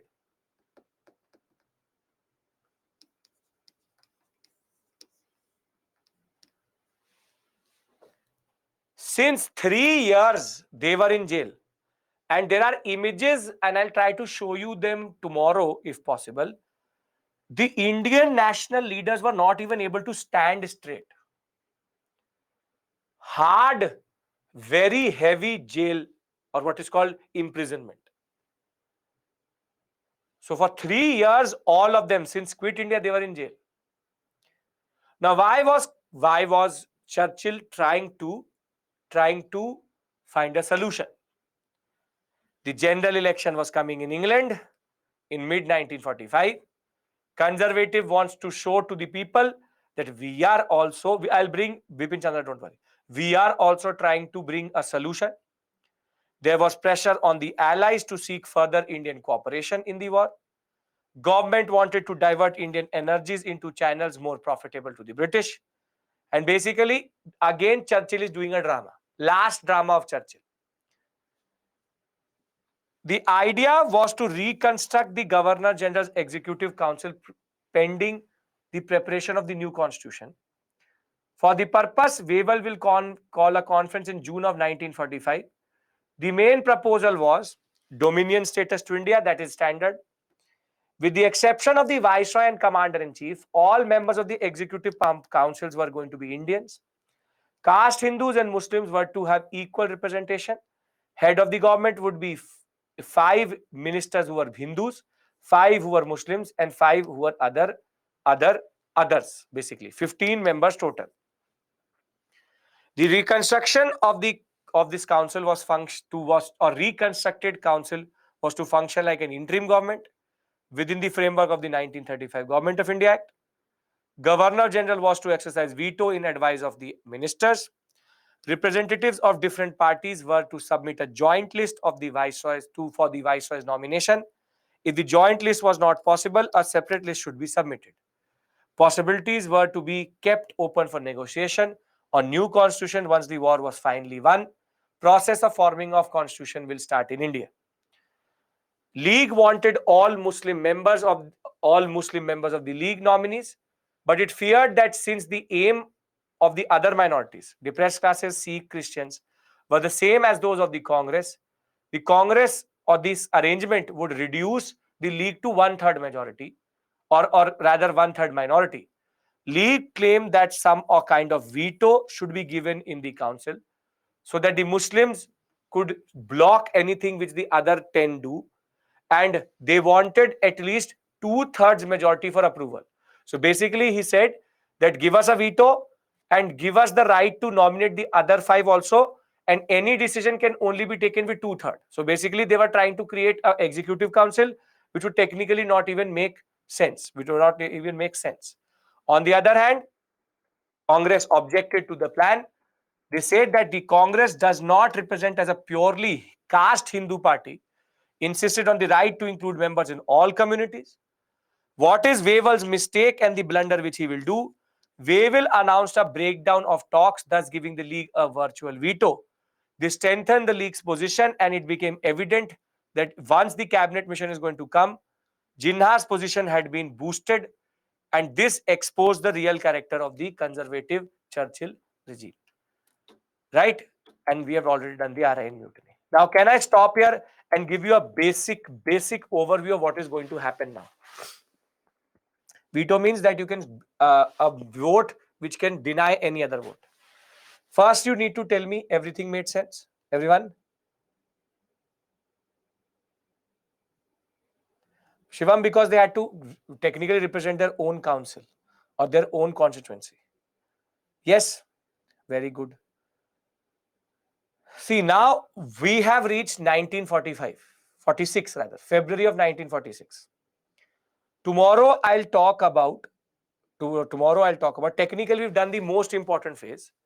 We started, and I'm giving you a summary here. We started with August Offer, the concept of dominion within the Commonwealth, and the concept of mainly Indian Constituent Assembly, to the individual Satyagrah, to the Cripps Mission, dominion outside or with the option of leaving the Commonwealth. and representative, what is called proportional representations of provinces. They are nominated from princely states. But the partition clause, which is that if any province wanted, it could leave. Then once we did that, we moved to the Quit India movement, a very interesting movement, which is the culmination of all processes which we saw throughout 1915 itself. We saw the parallel governments, we saw the underground movement, we saw new leadership, we saw governmental repression. Then we talked about the INA. When we talked about the INA, 1941, the formation under Mohan Singh, Japanese cooperation. 42, Raj Bihari Bose coming through, the Indian Independence League, Bangkok Conference. 1943, Subhash Chandra Bose joining. 1944, you can go, Hussain. 1944, the concept of Imphal campaign and the INA gets disbanded. 45, INA trials, they become heroes and the spectacle is created.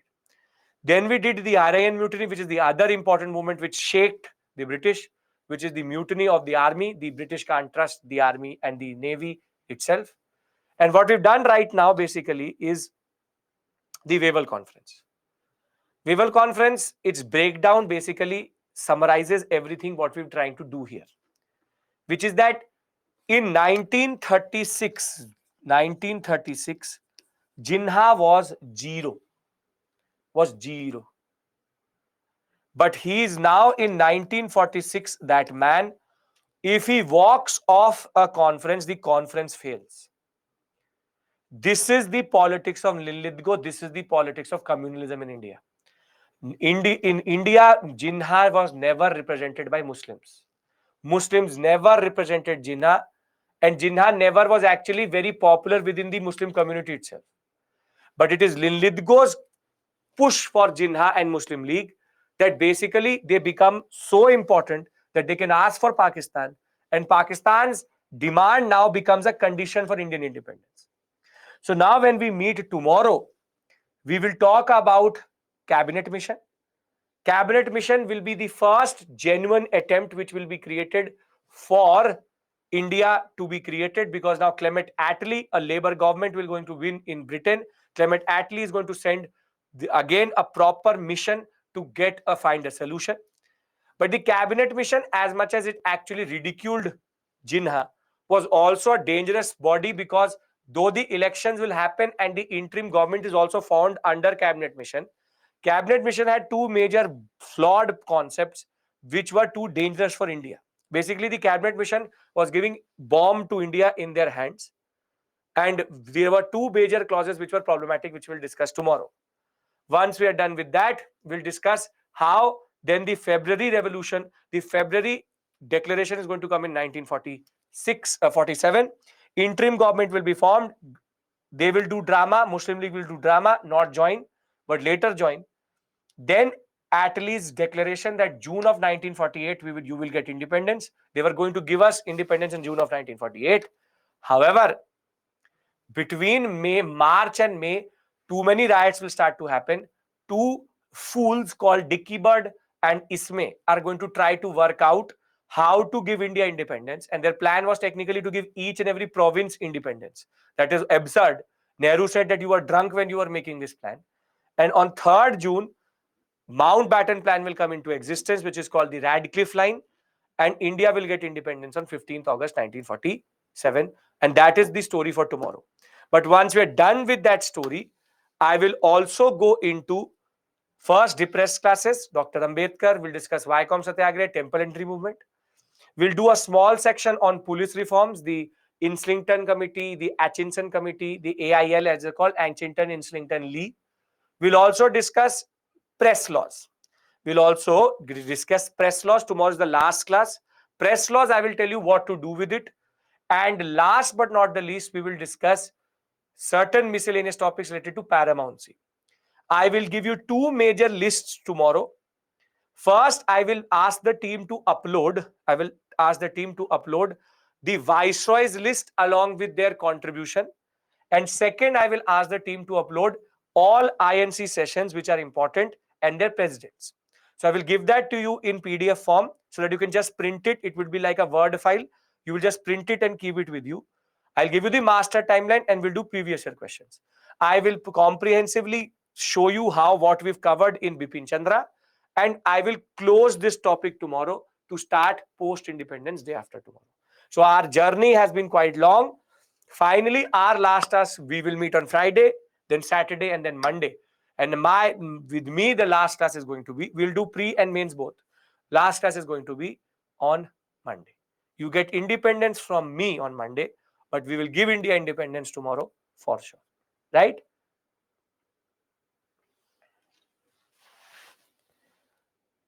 Thank you. Take care. Have a very, very, very good day tomorrow. I'll see you in the evening again. Yes, RIN mutiny, there was no women because RIN sailors can't be women. INA, there were a lot of women. What happened first, Wavell or INA? Wavell first, then INA. Shivam. I will tell you, Suma, what to do with books. Don't worry, I'll give you a strategy. It's not my last class with you tomorrow. I will till Monday keep on telling you what to do with the given information.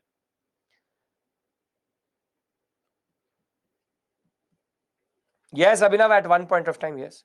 Rajagopalachari formula, a moment in 1944 where they were trying to figure out, once Wavell conference was being planned, they were trying to figure out some way to find a solution to the Pakistan problem. Yes, August offer Cripps mission, if you want them as carrots, why not? Attlee was friend of Renu, yes. 5 members from Hindu, 5 members from Hindu, 5 members from Muslim, 5 members from other minorities, Executive Council, Central Executive Council. Waiver plan, Chaluvadi, as I said, whole concept, reconstruct the Executive Council, 555, but the concept, it broke down, it never got implemented because 555, Muslim, Hindu, and other minorities, Muslim League wanted to control both 10 members, not 5. I will give you the over chronological order, Vamsi. Don't worry. I love timelines. You know that. I will give you a timeline. I will give you a timeline. Don't worry about that. I will discuss. First thing I will do with this timeline only.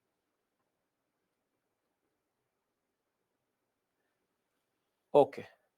Yashovarman, that is the irony of this whole story. Yes, Annie, I will discuss. There's a question which came. If Gandhi was not there, what would have happened? We'll discuss that. Thank you. Thank you. Thank you. I'll see you tomorrow for the last time for modern India, then post-independence. Take care. Bye-bye. Where did Mohan Singh urge the Mohan Singh formed the INA at Malaya? What was Bose Mohan Singh did after they surrendered? Bose never surrendered. Mohan Singh technically was Mohan Singh. I think he also did not surrender. He operated in Singapore. Okay. Thank you.